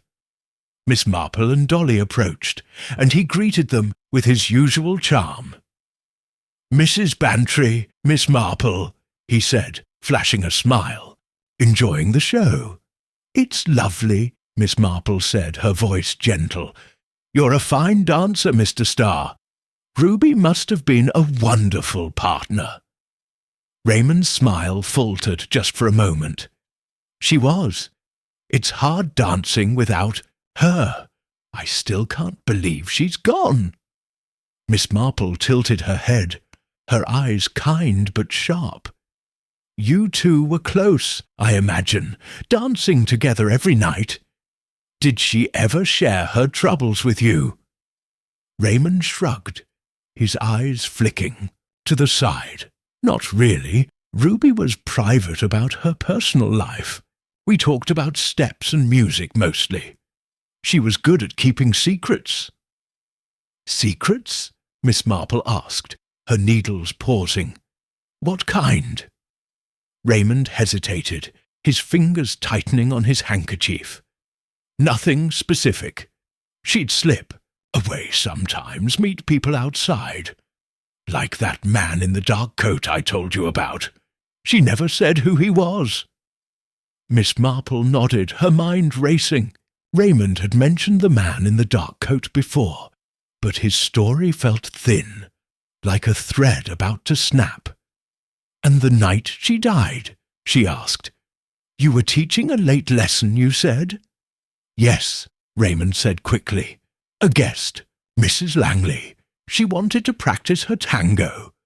We were in the small studio until 1 in the morning. You can ask her." Dolly raised an eyebrow. "That's awfully late for a lesson, isn't it?" Raymond's smile returned, but it was tight. "Some guests pay extra for private time. Keeps the hotel happy." Miss Marple thanked him, but her eyes lingered on his face. His words were smooth, but his hands were restless, and his eyes kept darting to Josie Turner, who was watching from across the room. Miss Marple made a note to talk to Josie later. There was something between them, something unspoken. As the dance continued, Miss Marple and Dolly walked to the hotel's terrace, where the air was cool and smelled of salt and roses. The gardens stretched out below, their paths lit by soft lanterns. Miss Marple paused by the spot where she'd found the pink fabric and the cigarette stub. The trampled grass was still there, and she noticed a new clue, a small shiny hairclip half hidden under a bush. It was cheap, like something Ruby might have worn. "Dolly, look," Miss Marple said, picking it up carefully. "This could be Ruby's. She was here, I'm sure, the night she died." Dolly gasped. "You think she was meeting someone? That man in the dark coat?" "Perhaps," Miss Marple said, tucking the clip into her bag beside the fabric button and cigarette stub. "Or someone brought her here. This path leads to St. Mary Mead, to the Bantry's library." They returned to the ballroom, where Miss Marple decided to take a walk with Raymond, away from the crowd. She suggested a stroll through the gardens, and he agreed, though his smile was strained. As they walked, the lanterns cast long shadows, and the sea whispered in the distance. Miss Marple's voice was soft, like a grandmother chatting with a favourite grandson. "You must miss Ruby," she said, her needles clicking in her bag. "It's hard to lose a partner." Raymond nodded, his eyes on the path. "Yeah, it's tough. She was good, you know. Always knew the steps, always made the guests smile. But she had her secrets," Miss Marple said gently. "Like that man in the dark coat. Did you ever see him up close?" Raymond's step faltered, just for a second. "No, not really. She'd meet him outside by the side entrance. I saw them once from a window. He was tall, wore a hat. That's all I know."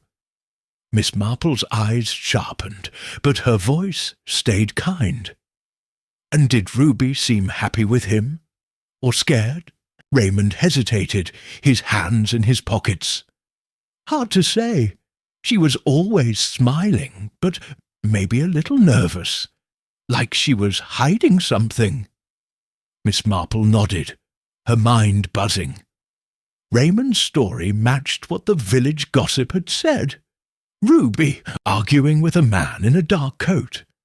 But his quick answers felt rehearsed, and his glances at Josie Turner were too frequent. Was he protecting someone, or himself? As they circled back to the terrace, Miss Marple heard raised voices near the ballroom. She and Raymond hurried back, finding Josie Turner arguing with a young man in a flashy suit, George Bartlett, the hotel guest who'd lost his car key. Josie's face was red and her voice was sharp. "You need to stop poking around, George," she snapped. "You're making things worse." George, a lanky young man with a nervous grin, held up his hands. "I'm just asking questions, Josie. I lost my key, and now Ruby's dead. I'm worried, that's all." Miss Marple's ears pricked up. She stepped closer, her voice calm. "Mr. Bartlett, I'm Miss Marple, a friend of Mrs. Bantry's. I hear you lost your car key the night Ruby died. Can you tell me about it?" George's grin faded, and he looked pale. "It's nothing, really. I misplaced it, that's all. Probably dropped it somewhere." Josie shot him a look, her eyes narrow. "You're always losing things, George. Maybe you should be more careful." Miss Marple smiled, but her eyes were sharp. "Where were you that night, Mr. Bartlett, after Ruby's last dance?"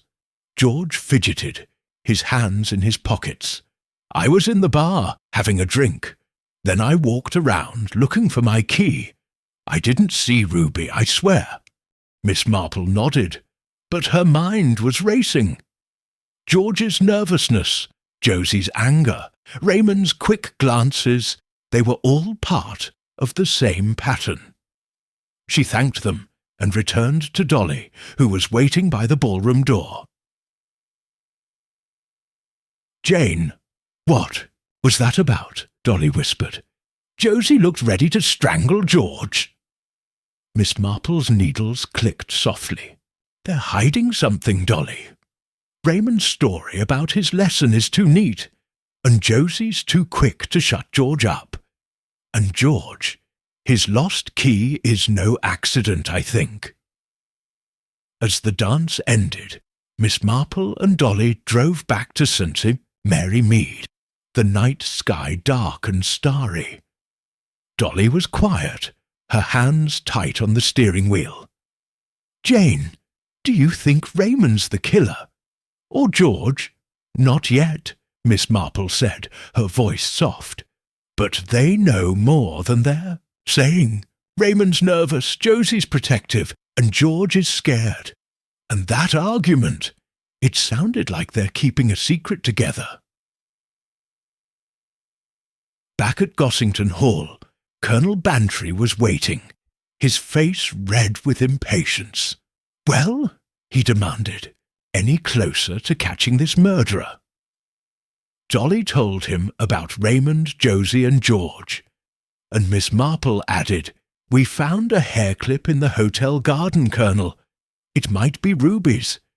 And I heard Josie and George arguing about something. ATNs. Plan, perhaps?" Colonel Bantry grunted. "A plan? Sounds like trouble. I just want my library back to normal." Miss Marple smiled. "Patience, Colonel. The truth is like a knot. It takes time to untie, but we're getting there." That night, Miss Marple sat by her cottage fire, her knitting in her hands. The pink scarf grew longer, its stitches neat and even. She thought about Raymond's quick alibi, Josie's sharp words, and George's lost key. The hair clip, the cigarette stub, the torn photo, they were all threads in a tangled web. And somewhere in that web was the man in the dark coat, and the reason Ruby died in the Bantry's library. She pictured the library, its locked windows and crumpled rug. Ruby had been strangled there, silently, by someone she trusted. The killer knew the house, or had help. Miss Marple's mind spun, weaving the clues together. "Someone wanted Ruby gone," she murmured, "and they wanted the Bantrys to take the blame." As the fire burned low, Miss Marple set her knitting down and sipped her tea. Tomorrow she'd talk to George Bartlett about his key. She'd watch Josie and Raymond too, and keep an eye on the Jeffersons. Someone was lying, and she meant to find out who. She stood, her eyes bright with determination. The village was dark now, its cottages quiet under the stars. St. Mary Mead seemed peaceful, but Miss Marple knew better. A killer was hiding, thinking they'd outsmarted everyone. But Miss Marple's sharp eyes and clever mind were closing in, one thread at a time. Chapter 7. The Missing Key. The morning sun filtered through the lace curtains of Miss Jane Marple's cottage, casting soft shadows on the polished wooden floor. She sat by the fire, her knitting needles clicking as she worked on her pink scarf, now nearly long enough to wrap around her neck. The air smelled of tea and warm scones, and outside St. Mary Mead was waking up. Birds chirped, and the milkman's cart rattled down the lane. But Miss Marple's mind was on Ruby Keane's murder, a puzzle that grew more tangled with each clue. A scrap of pink fabric from the majestic hotel, a silver button from the village green, tire marks by the church, a torn photograph, a threatening note, a cigarette stub, and a hair clip from the hotel garden. Each one whispered a secret, and Miss Marple was determined to listen. Today, her thoughts were on George Bartlett, the nervous young man from the Majestic who had lost his car key the night Ruby died. Mrs. Price, the village shopkeeper, had said he was scared, muttering about being ruined. And last night, Miss Marple had overheard him arguing with Josie Turner, the dance manager, about a plan. George's lost key nagged at her like a loose stitch. Was it really lost, or was it part of the murder? She needed to talk to him, to see what lay behind his jittery smile. A knock at the door broke her thoughts. Dolly Bantry swept in, her coat buttoned crookedly, and her eyes bright with excitement. "Jane, I've arranged for us to meet George Bartlett at the Majestic this afternoon," she said, plopping into a chair. "I told him we're helping the police, and he agreed to talk, though he sounded nervous, if you ask me." Miss Marple smiled, setting her knitting aside. "Good work, Dolly. George's key is important, I think. Let's see what he has to say." They drove to the Majestic Hotel, the Morris car humming along the winding roads. The sea sparkled under the sun, and the hotel's white walls stood out like a beacon against the green cliffs. Inside, the lobby was as grand as ever, with its glittering chandelier and plush red carpets. Guests chatted over tea, but their voices were hushed, and the staff moved quickly, as if Ruby's death had left a chill in the air. Miss Marple's sharp eyes scanned the room, noting the quick glances from waiters and the curious stares from guests. The hotel was a place of secrets, and she meant to uncover them. Mr. Prescott, the fidgety manager, greeted them and pointed them toward the lounge, where George Bartlett was waiting. He was a lanky young man in his 20s, with a flashy suit and a nervous grin. His hair was slicked back, but a few strands stuck out, as if he'd been running his hands through it. He stood when he saw them, his hands fidgeting with a cigarette case. "Mrs. Bantry, Miss Marple," he said, his voice high and shaky. "I heard you wanted to talk about Ruby. Awful business, isn't it?" Miss Marple settled into a chair, her knitting bag on her lap. "Very awful, Mr. Bartlett," she said, her voice gentle. "We're trying to help the police understand what happened. I hear you lost your car key the night Ruby died. Can you tell us about it?" George's grin faded, and he sat down heavily, his hands twisting together. "It's nothing, really. I'm always losing things. I had a drink in the bar after Ruby's dance, then walked around the hotel grounds. I must have dropped the key somewhere. Didn't find it till the next day." Miss Marple's needles clicked softly. "Where did you find it, Mr. Bartlett?" George's eyes darted to the side. Near the side entrance by the gardens. It was in a flower bed, half buried. Silly of me, really." Dolly leaned forward, her eyes wide. "A flower bed? That's odd. Why were you out there so late?" George shrugged, his grin forced. "Just needed some air. It was a warm night and the bar was stuffy. I didn't see Ruby, I swear." Miss Marple's eyes sharpened, but her voice stayed kind. "You seem worried, Mr. Bartlett. Mrs. Price at the village shop said you were upset, talking about being ruined. What did you mean?" George's face went pale, and he lit a cigarette with shaky hands. "She's exaggerating. I was just annoyed about the key. My car's expensive, you know. Didn't want to lose it." Miss Marple nodded, but her mind was racing. George's story was flimsy, like a scarf with holes.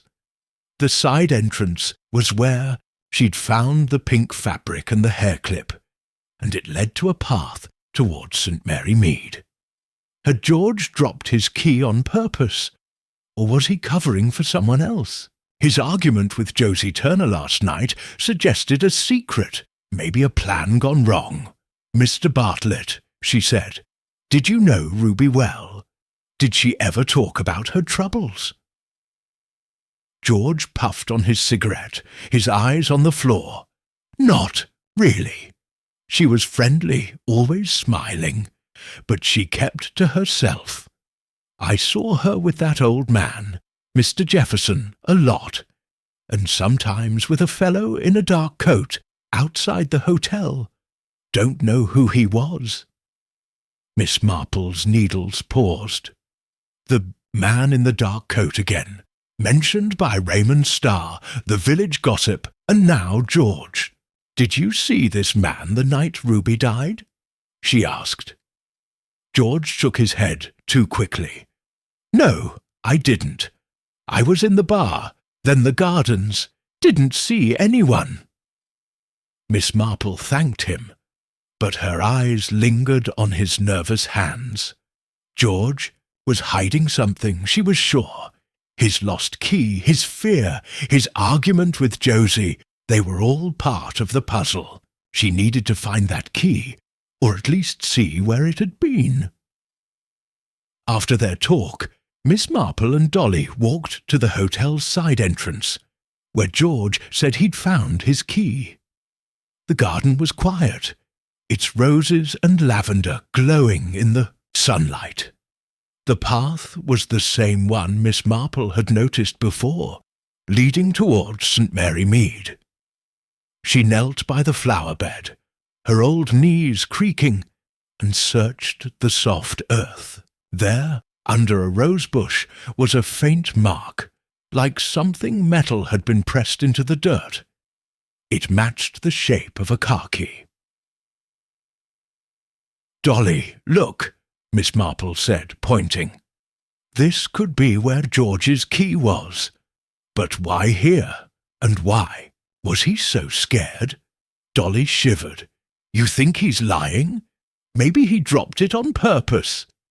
"Perhaps," Miss Marple said, standing up, "or someone took it and left it here. This path goes to Gossington Hall, doesn't it?" Dolly nodded. "It's a back way, through the fields. You could get to our house in 20 minutes. Miss Marple's eyes gleamed. The key was a clue, she was sure. It could have let someone into the Bantry's library, or driven Ruby there. But whose car? And who had used it? She tucked the thought away, like a stitch in her scarf, and they returned to the hotel. Inside, Miss Marple spotted Josie Turner by the ballroom, her clipboard in hand and her face tight. She was talking to Raymond Starr, their heads close together. When they saw Miss Marple, they stepped apart, and Josie's eyes narrowed. "Miss Marple," Josie said, her voice sharp. "Still asking questions?" "Just trying to help, dear," Miss Marple said, her tone gentle. "You and Mr. Bartlett seemed upset last night. Is everything all right?" Josie's lips tightened. "George is a fool, always making a mess. I was just telling him to stop worrying about his silly key." Miss Marple nodded, but her eyes were sharp. "And you, Miss Turner, did you see Ruby the night she died?" Josie's face stayed calm, but her hands gripped the clipboard. "I was working, managing the dancers. Ruby did her set at 11, then left. I thought she went to her room. I didn't see her after that." Raymond nodded, his smile quick. "Same here. I was teaching my lesson, like I told you. Didn't see Ruby after her dance." Miss Marple thanked them, but her mind was buzzing. Josie and Raymond were too quick to agree, their stories too neat. And George's fear, his lost key, the argument, it all pointed to a secret they shared. Was it a plan, as Josie had said? And did it involve Ruby's death? As the afternoon faded, Miss Marple and Dolly drove back to St. Mary Mead, the sky turning gold and pink. Dolly was quiet, her hands tight on the wheel. "Jane, Do you think George is the killer? He's so jumpy." "Not yet, Miss Marple," said, her needles clicking in her lap. "But he's part of it. His key, Josie's anger, Raymond's quick answers, they're hiding something. And that path to your house, it's the link between the hotel and the library." Back at Gossington Hall, Colonel Bantry was waiting, his face red with frustration. "Any progress?" he demanded, pacing the drawing room. "I want this murderer caught." Dolly told him about George, the key, and the mark in the flower bed. Miss Marple added, "The key is important, Colonel. It could have opened a car, or even your library. Someone used it, I think, to get Ruby to your house." Colonel Bantry grunted. "My library! It's a disgrace. Who'd do such a thing?" Miss Marple's eyes were distant. "Someone who knew your house, Colonel. Someone who wanted Ruby gone, and wanted you to take the blame." That evening, Miss Marple sat by her cottage fire, her knitting in her hands. The pink scarf grew longer, its stitches neat and even. She thought about George Bartlett's nervous grin, Josie's sharp words, and Raymond's quick alibi. The key, the hair clip, the cigarette stub, they were all threads in a tangled web. And somewhere in that web was the man in the dark coat, and the reason Ruby died in the Bantry's library. She pictured the library, its locked windows and crumpled rug. Ruby had been strangled there silently, by someone she trusted. The killer knew the house, or had help. Miss Marple's mind spun, weaving the clues together. "Someone wanted Ruby gone," she murmured, "and they used George's key to do it." As the fire burned low, Miss Marple set her knitting down and sipped her tea. Tomorrow she'd ask Inspector Craddock to check George's car and the path to Gossington Hall. She'd watch Josie and Raymond too, and keep an eye on the Jeffersons. Someone was lying, and she meant to find out who. She stood, her eyes bright with determination. The village was dark now, its cottages quiet under the stars. St. Mary Mead seemed peaceful, but Miss Marple knew better. A killer was hiding, thinking they'd outsmarted everyone. But Miss Marple's sharp eyes and clever mind were closing in, one thread at a time. Chapter 8. The Night of the Murder. The evening sky over St. Mary Mead glowed with a soft pink hue, casting long shadows across the village's quiet lanes. Miss Jane Marple sat by her cottage fire, her knitting needles clicking as she worked on, her pink scarf now long enough to drape over her shoulders. The room smelled of tea and lavender, and the crackle of the fire was the only sound, save for the distant hoot of an owl. But Miss Marple's mind was far from peaceful. Ruby Keane's murder in the Bantry's library was a puzzle with many pieces. A scrap of pink fabric, a silver button, tire marks, a torn photograph, a threatening note, a cigarette stub, a hair clip, and the mark of a car key in the majestic hotel's garden. Each clue was a thread, and Miss Marple was determined to weave them into a clear picture. Today, she wanted to piece together the night Ruby died. The autopsy said Ruby was strangled between midnight and 2 a.m., right in the Bantry's library, with no signs of a struggle. How had she gotten there, and why? George Bartlett's lost car key, his nervous muttering, and his argument with Josie Turner about a plan kept nagging at her. So did Raymond Starr's too smooth alibi and the mysterious man in the dark coat. Miss Marple sipped her tea, her sharp blue eyes thoughtful. The truth was close, like a knot ready to be untied. A knock at the door broke her thoughts. Dolly Bantry burst in, her coat askew and her face bright with excitement. "Jane, Inspector Craddock wants us at Gossington Hall," she said, catching her breath. "He's been checking alibis and wants to talk about the night Ruby died." And Mary, our maid, remembered something new. Miss Marple set her knitting aside, her eyes bright. "That's promising, Dolly. Let's go hear what she has to say." They walked to Gossington Hall, the evening air cool and sharp, with the scent of damp grass. The village was quiet, but whispers of the murder buzzed in every corner. At the hall, Colonel Bantry greeted them in the drawing-room, his grey moustache twitching with impatience. "This nonsense has gone on long enough," he grumbled, pacing by the fireplace. "I want my library back." Inspector Craddock was already there, his notebook open on the polished oak table. Mary, the Bantry's maid, stood by the door, her hands twisting her apron. Her round face was pale, and her eyes darted nervously. Miss Marple settled into a chair, her knitting bag on her lap, and gave Mary a kind smile. "Don't be afraid, dear," Miss Marple said. "Just tell us what you remembered." Mary took a deep breath. "It was the night Ruby died, ma'am. I was in my attic room trying to sleep, but I heard a noise around midnight, like a car, out by the garden.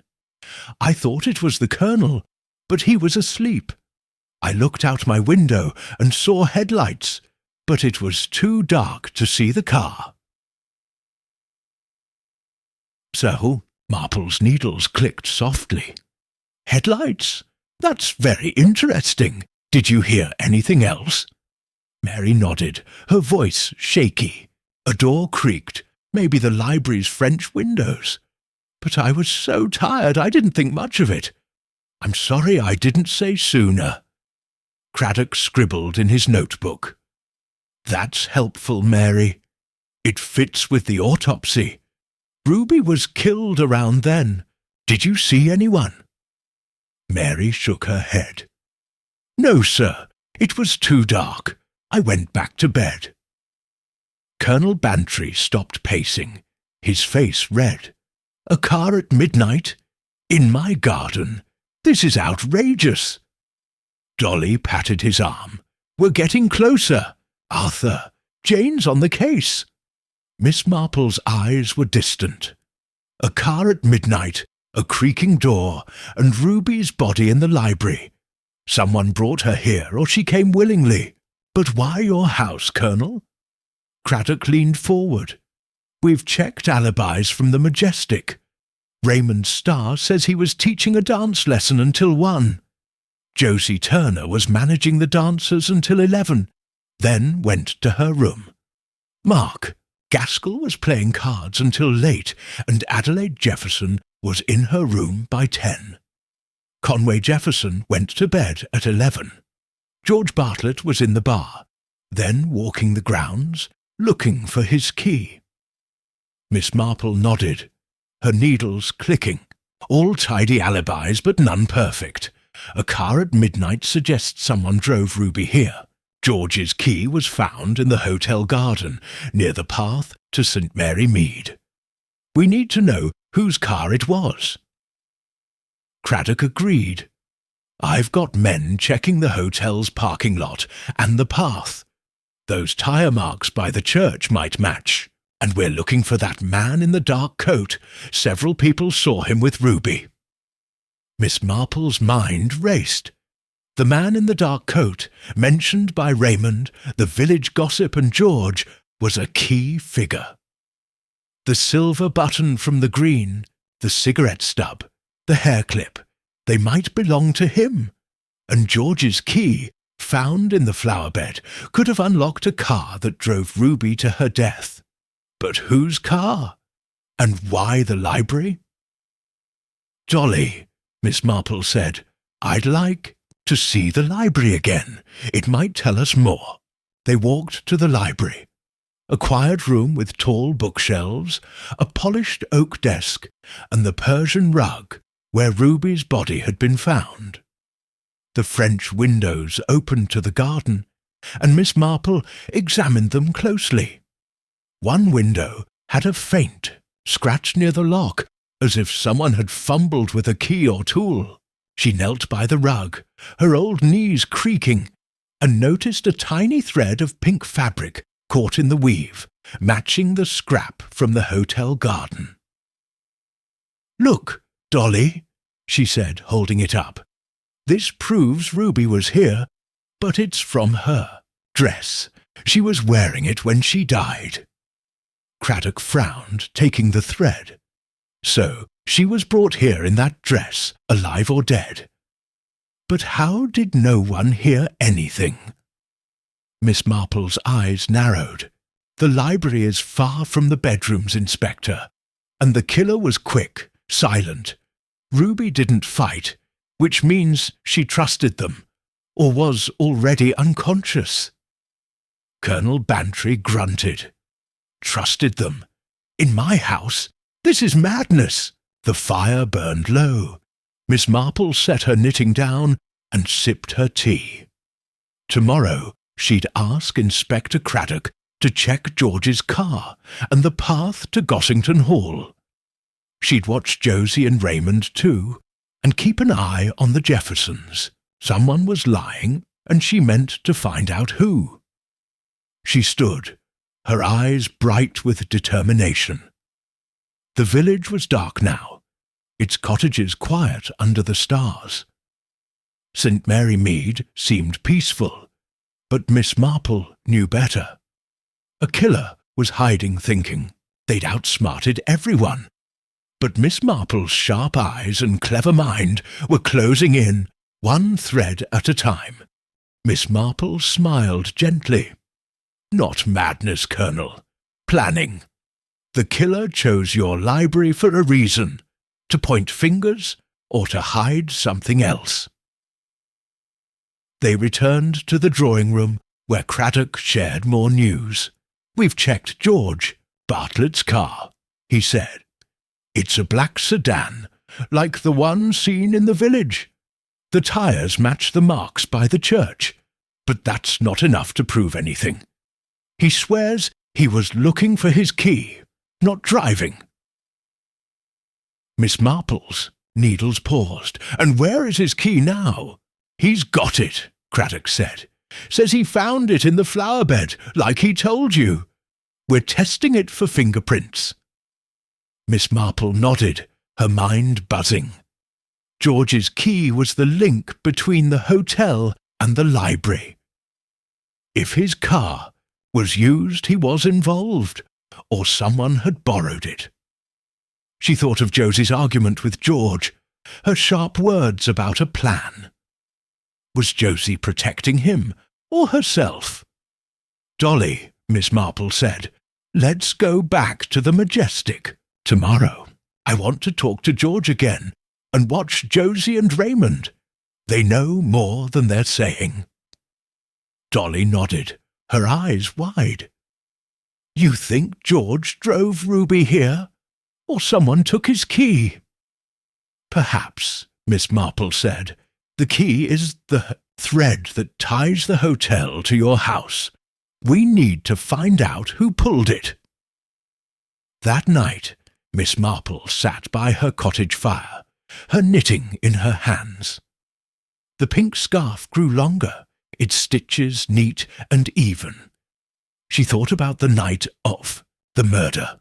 Ruby dancing at 11, vanishing by midnight, dead in the library by 2. A car had been heard, its headlights seen. The French windows were scratched, the rug held a thread, and George's key was found in the garden. The man in the dark coat loomed large, but so did Josie's anger and Raymond's quick alibi. She pictured the library, its quiet corners and locked windows. Ruby had been strangled there, silently, by someone she trusted. The killer knew the house, or had help. Miss Marple's mind spun, weaving the clues together. "Someone wanted Ruby gone," she murmured, "and they used a car to get her here. The fire burned low." Miss Marple set her knitting down and sipped her tea. She thought of George Bartlett, his nervous grin and shaky hands. His key, lost and found, was no accident. Josie's argument, Raymond's glances, the Jefferson family's tension, they were all part of the same pattern. And the man in the dark coat, his shadow hung over everything.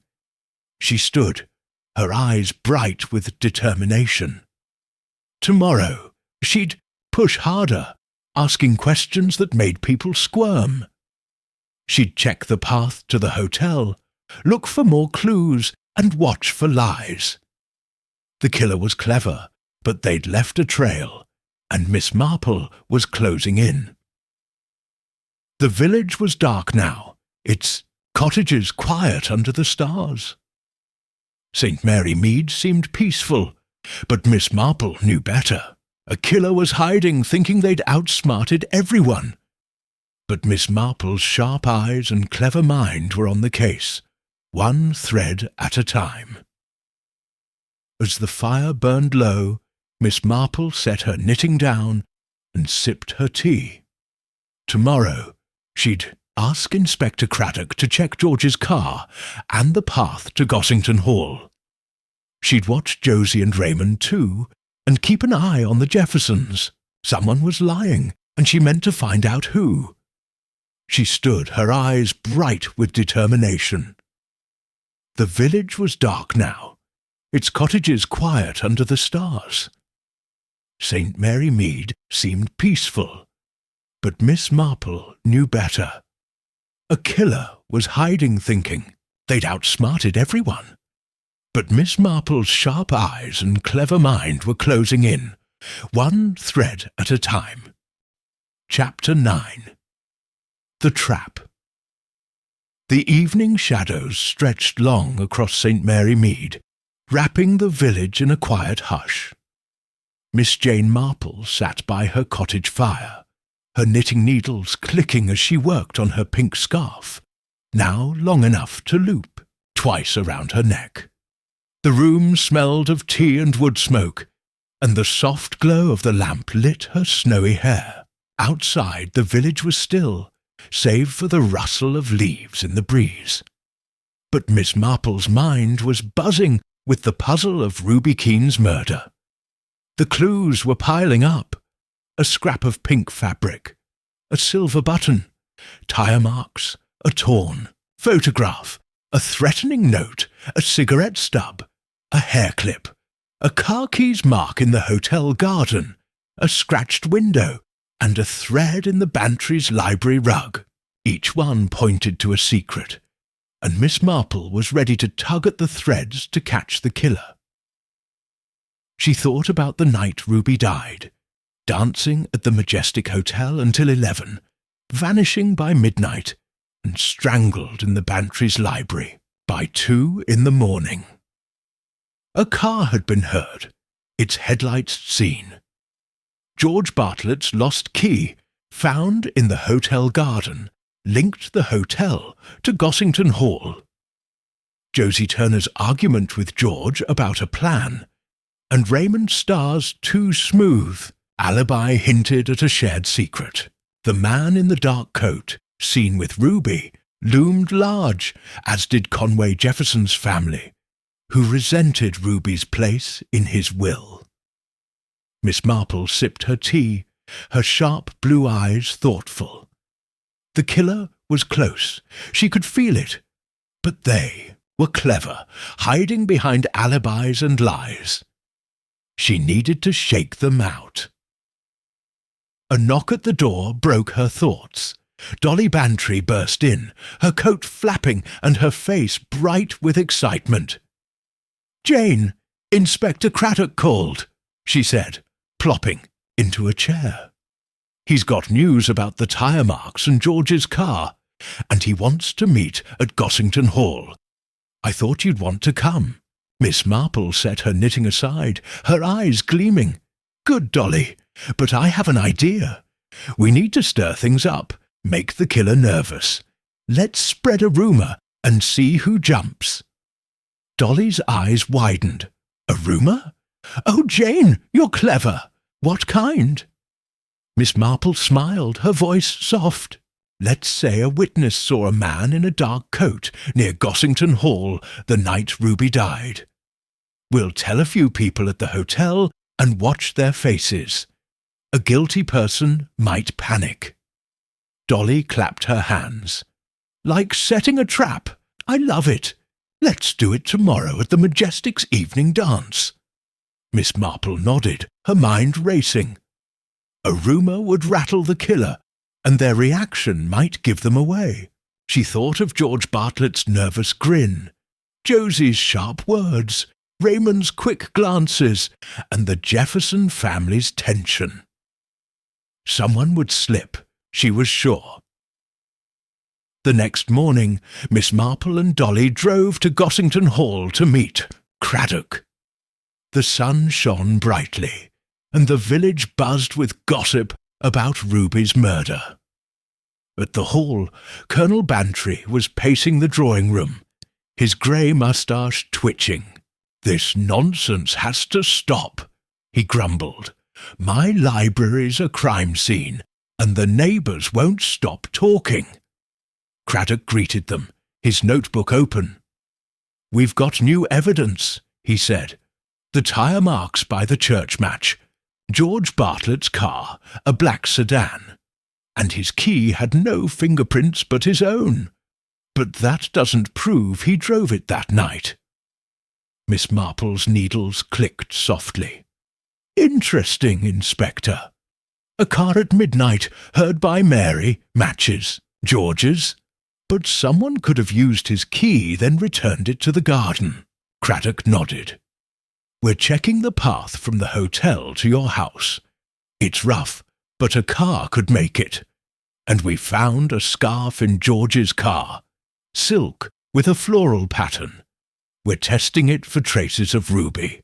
Miss Marple's eyes sharpened. "A scarf? That's important. Strangling leaves marks, and a scarf could explain why Ruby didn't fight back." Dolly gasped. "You think George did it?" "Not yet," Miss Marple said. "But someone used his car, or wants us to think so. We need to watch him closely." Craddock agreed, and Miss Marple shared her plan for the rumour. "Spread the word at the hotel that a witness saw a man in a dark coat near Gossington Hall," she said. "Don't say who, just let it spread. The killer might get nervous and make a mistake." Craddock rubbed his chin. "Risky, but clever. I'll have my men at the hotel tonight, watching." That evening, Miss Marple and Dolly arrived at the Majestic Hotel, the air warm with the scent of sea and roses. The ballroom was alive with music, couples twirling under the golden chandeliers. Miss Marple settled in a corner chair, her knitting bag on her lap, and watched the crowd. Dolly, dressed in a bright blue frock, chatted with guests dropping, the rumour like a pebble in a pond. "They say someone saw a man in a dark coat near Gossington Hall the night Ruby died," she whispered to a group of ladies, who gasped and spread the word. Miss Marple's eyes scanned the room. Raymond Starr was dancing, his smile tight. Josie Turner stood by the stage, her clipboard clutched tightly, her eyes darting around. Conway Jefferson sat in his wheelchair, his face sad but calm. Mark Gaskell and Adelaide Jefferson were nearby, Mark's grin forced, and Adelaide's hands twisting her handkerchief. George Bartlett was at the bar, sipping a drink, his face pale and his hands shaky. As the rumour spread, the room grew tense. Guests whispered, glancing at each other. Miss Marple watched George most closely. He downed his drink, his eyes flicking to Josie, then to the door. Josie's face was red, and she snapped at a dancer, her voice sharp. Mark Gaskell left the ballroom abruptly, his steps quick. Adelaide stayed by Conway, but her eyes were wide with worry. "Dolly," Miss Marple whispered, "look at George. He's nervous, and Josie, she's watching him like a hawk." Dolly nodded, her eyes wide, and Mark just stormed out. "Do you think he's the man in the dark coat?" "Perhaps," Miss Marple said, her needles clicking. "But we need more. Let's push harder." She suggested they ask Conway Jefferson to make an announcement. Dolly approached him, her voice low. "Mr. Jefferson, could you say you're rethinking your will? It might shake things up." Conway, though surprised, agreed. "If it helps find Ruby's killer, I'll do it," he said. He wheeled to the stage, and the band paused. The room fell silent as he spoke, his voice clear but heavy with grief. "I've been thinking about my will," he said. "Ruby was dear to me, but I'm reconsidering how to divide my money. I want to do what's right for my family." The crowd murmured, and Miss Marple watched closely. George Bartlett spilled his drink, his face white. Josie's clipboard slipped from her hands and she scrambled to pick it up. Mark Gaskell, who had returned, froze by the door, his eyes narrow. Adelaide gripped her handkerchief, her lips trembling. Miss Marple leaned toward Dolly. "They're rattled, dear. Someone will act soon." That night, Craddock's men patrolled the grounds of Gossington Hall, acting on Miss Marple's hunch. Just after midnight, a figure was spotted near the library's French windows, tampering with the lock. The police moved in, and Miss Marple and Dolly, waiting at the hall, heard the commotion. Craddock brought in Josie Turner, her face pale, and her hands clutching a silk scarf, the same floral pattern found in George's car. "Miss Turner," Craddock said, his voice stern, "you were trying to break into the library. Care to explain?" Josie's eyes darted around, but she said nothing. Miss Marple stepped forward, her voice gentle. "Josie, dear, you were scared, weren't you? Scared of what we'd find. That scarf, it's yours, isn't it?" Josie's lips trembled, but she stayed silent. Craddock held up the scarf. "We found fibres on Ruby's neck that match this. You've got some explaining to do." As the fire burned low, Miss Marple set her knitting down and sipped her tea. Tomorrow she'd ask Inspector Craddock to check George's car and the path to Gossington Hall. She'd watch Josie and Raymond too, and keep an eye on the Jeffersons. Someone was lying, and she meant to find out who. She stood, her eyes bright with determination. The village was dark now, its cottages quiet under the stars. St. Mary Mead seemed peaceful, but Miss Marple knew better. A killer was hiding, thinking they'd outsmarted everyone. But Miss Marple's sharp eyes and clever mind were closing in, one thread at a time. Miss Marple's eyes were kind but sharp. "You argued with George about a plan, Josie. Was it about Ruby? Did you use his car to get her to the library?" Josie's face crumpled, and she sank into a chair.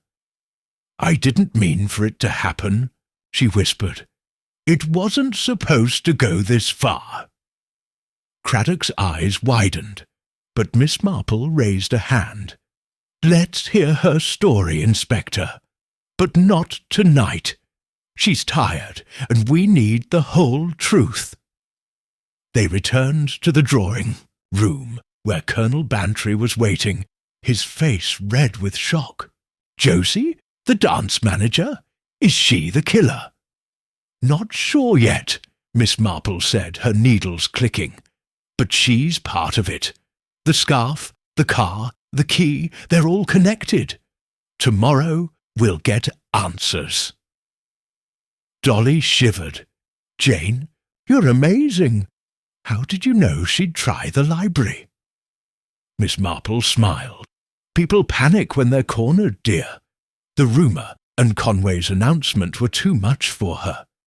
She thought she could hide something in the library." As they drove back to St. Mary Mead, the night was dark, the stars hidden by clouds. Dolly was quiet, her hands tight on the wheel. "Jane, do you think Josie did it alone?" "No," Miss Marple said, her voice soft. "She had help, or someone pushed her. George's key, Raymond's alibi, the man in the dark coat. They're all part of the same web." Back at her cottage, Miss Marple sat by the fire, her knitting in her hands.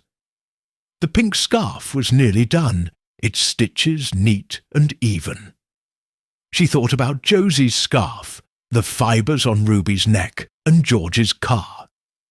The rumour had worked, flushing Josie out, but the puzzle wasn't complete.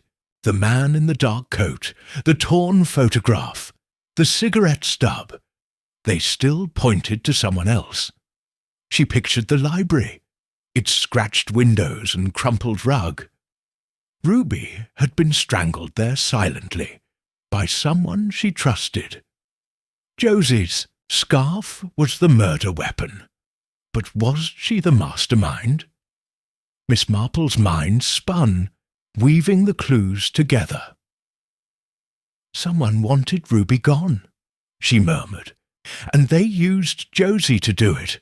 As the fire burned low, Miss Marple set her knitting down and sipped her tea. Tomorrow Josie would talk, and the truth would come out. She'd watch George, Raymond, and the Jeffersons too for any final slip. The killer was cornered, and Miss Marple was ready to pull the last thread. The village was dark now, its cottages quiet under the cloudy sky. St. Mary Mead seemed peaceful, but Miss Marple knew better. A killer was hiding, their plan unravelling. With her sharp eyes and clever mind, she was closing in, one thread at a time. Chapter 10. The Solution. The morning sun bathed St. Mary Mead in a warm golden glow, chasing away the shadows of the past week. Miss Jane Marple sat in her cosy cottage, her knitting needles clicking as she finished the last stitches of her pink scarf. The fire crackled softly, and the air smelled of fresh tea and lavender from her garden. Outside, the village was stirring. Children laughed in the lanes, and the milkman's cart jingled past. But Miss Marple's mind was on the final piece of Ruby Keane's murder puzzle. The clues had led her here. A scrap of pink fabric, a silver button, tire marks, a torn photograph, a threatening note, a cigarette stub, a hair clip, a car keys mark, a scratched window, a thread in the rug, and Josie Turner's silk scarf, caught last night at Gossington Hall. Each thread had woven a pattern, and today Miss Marple would unravel it. Last night's trap had worked. The rumour of a witness seeing a man in a dark coat, combined with Conway Jefferson's announcement about rethinking his will, had pushed Josie Turner to act. She'd been caught tampering with the library's French windows, holding a scarf that matched fibres found on Ruby's neck. Josie was in custody now, but Miss Marple knew the story wasn't complete. Josie's whispered words, "I didn't mean for it to happen," hinted at a bigger truth. Was she the killer, or a pawn in someone else's plan? A knock at the door broke her thoughts. Dolly Bantry burst in, her eyes bright with excitement. "Jane, Craddock's called everyone to Gossington Hall," she said, her coat flapping. "Josie's ready to talk, and he wants you there to hear it. He says you've cracked the case." Miss Marple smiled, tucking her knitting into her bag. "Not quite, dear, but we're close. Let's go tie up the loose ends." They walked to Gossington Hall, the morning air crisp with the scent of dew and roses. The village buzzed with whispers about Josie's arrest, and curious neighbours peeked from their windows. At the hall, Colonel Bantry greeted them in the drawing-room, his grey moustache twitching with impatience. "About time this mess was sorted," he grumbled, pacing by the fireplace. "My library's been a crime scene long. Enough." Inspector Craddock was there, his notebook open on the oak table. With him were Conway Jefferson, Mark Gaskell, Adelaide Jefferson, Raymond Starr, and George Bartlett, all summoned from the majestic hotel. Josie Turner sat in a corner, her face pale and her hands clasped tightly. The room was tense, like a storm about to break. Craddock cleared his throat. "We're here to get the truth about Ruby Keane's murder," he said. "Miss Turner, you were caught at the library last night with a scarf that matches the murder weapon. It's time to talk." Josie's eyes darted around, but she nodded, her voice shaky. "I'll tell you everything. I didn't want Ruby to die, I swear." Miss Marple settled into a chair, her knitting bag on her lap. "Go on, dear," she said gently. "Tell us what happened." Josie took a deep breath, her words tumbling out. "It was about Mr. Jefferson's money. He was going to leave Ruby a big sum in his will, and I was scared.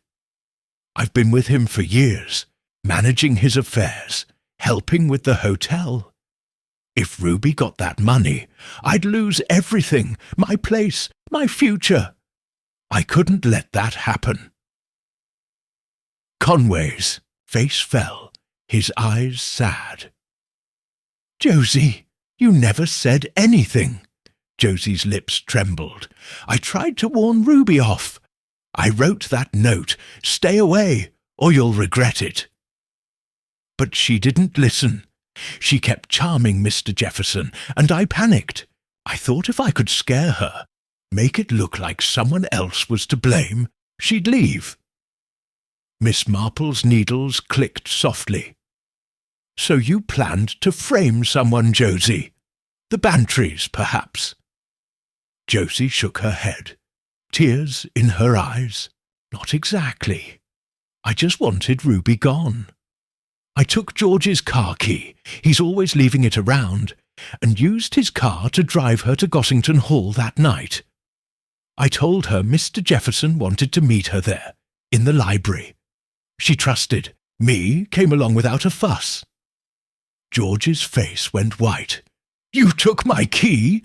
I thought I'd lost it." Josie ignored him, her voice low. "When we got to the library, I used the scarf. It was quick. She didn't even scream. I didn't mean to kill her, but I was so angry, so scared. I left her there, thinking it would look like someone broke in." Miss Marple's eyes narrowed. "And the French windows? You scratched them to make it look like a break-in?" Josie nodded, her hands shaking. "Yes. I knew the Bantry's house from a visit last year. The library was quiet, far from the bedrooms. I thought no one would suspect me." Craddock scribbled in his notebook. "And George's car? The tyre marks by the church?" "I drove it to the village, parked by the church, then walked back to the hotel," Josie said.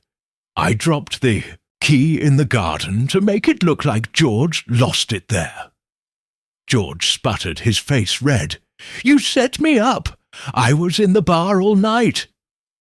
Miss Marple's voice was gentle but firm. "Not all night, Mr. Bartlett. You were seen arguing with Josie, talking about a plan. Were you part of it?" George shook his head wildly. "No! She asked me to keep quiet about seeing her with Ruby earlier that day. Said it was a surprise for Mr. Jefferson. I didn't know she'd kill her." Raymond Starr shifted in his seat, his smile gone. "I didn't know either," he said quickly. "I was teaching my lesson, like I said." Miss Marple's eyes turned to him. "Your lesson, Mr. Starr, was very convenient. But you saw Josie and George talking, didn't you? And you kept quiet, too." Raymond's face flushed. I thought it was nothing. Josie's my boss. I didn't want trouble." Miss Marple nodded, her needles clicking. "And the man in the dark coat? The one seen with Ruby in the village?" Josie's eyes widened. "That was just a guest Ruby met sometimes. I don't know his name. He had nothing to do with it." Craddock frowned. "We're still looking for him. The silver button and cigarette stub might be his." Miss Marple leaned forward, her voice soft. "Josie, you chose the library to make it look like an outsider's crime, didn't you? But you made a mistake. The scarf, your scarf, was a gift from Mr. Jefferson, wasn't it?" Conway nodded, his face pale. "I gave it to her last Christmas. I never thought—" Josie's tears fell. "I didn't mean for it to go this far. I just wanted Ruby gone." Miss Marple's eyes were kind but sharp. "Greed and fear drove you, Josie. You saw Ruby as a threat and you acted. But you couldn't hide the truth. The scarf, the key, the car, they all pointed to you." Craddock stood, his voice stern. "Josie Turner, you're under arrest for the murder of Ruby Keene." As the police led Josie away, Conway wiped his eyes. "I trusted her," he said. "I thought she cared about me." Adelaide reached for his hand, her face soft. "You've got us, Father. Peter and I will take care of you." Mark Gaskell, silent until now, nodded. "No more strangers, Conway. Just family." Miss Marple smiled, her needles clicking. "Family is important, Mr. Jefferson. Ruby's dreams brought her trouble, but you meant well." Dolly clapped her hands, her eyes wide. "Jane, you did it! You caught the killer!" Colonel Bantry grunted, a rare smile breaking through. "Well done, Miss Marple. My library's mine again." Miss Marple's eyes twinkled. "It's just a matter of seeing people clearly, Colonel." Josie's fear unravelled her like a loose stitch in a scarf. Craddock shook her hand. "You're a wonder, Miss Marple. The scarf, the key, the rumour. You tied it all together." Miss Marple smiled modestly. "Small things tell big stories, Inspector. People leave traces, even when they try to hide." As the group dispersed, Conway promised to support Adelaide and Peter, his focus back on his family. George Bartlett, still shaken, vowed to be more careful with his keys. Raymond Starr returned to his dancing, his charm a little dimmed. The majestic hotel would go on, but Ruby's absence left a quiet mark. Miss Marple and Dolly walked back to the cottage. The sun high and warm, the village was peaceful again, its lanes filled with the hum of everyday life. Dolly chatted happily, but Miss Marple's mind lingered on the case. The man in the dark coat was still a mystery, but he hadn't killed Ruby. The torn photograph, the cigarette stub, the silver button. They were loose threads, but not the heart of the puzzle. Josie's greed and fear had been the true motive, and the library had been her stage. At her cottage, Miss Marple sat by the fire, her pink scarf complete. She draped it over her shoulders, its soft warmth a comfort. The clues, fabric, button, note, and scarf, were tucked away in her memory, like stitches in a finished pattern. She sipped her tea, her eyes bright with satisfaction. Ruby's killer was caught, and St. Mary Mead was safe again. As night fell, the village glowed under. The stars, its cottages quiet and cosy. Miss Marple set her knitting aside, ready for a new project. The mystery was solved, but life, she knew, was full of puzzles. With her sharp eyes and clever mind, she'd be ready for the next one, whenever it came.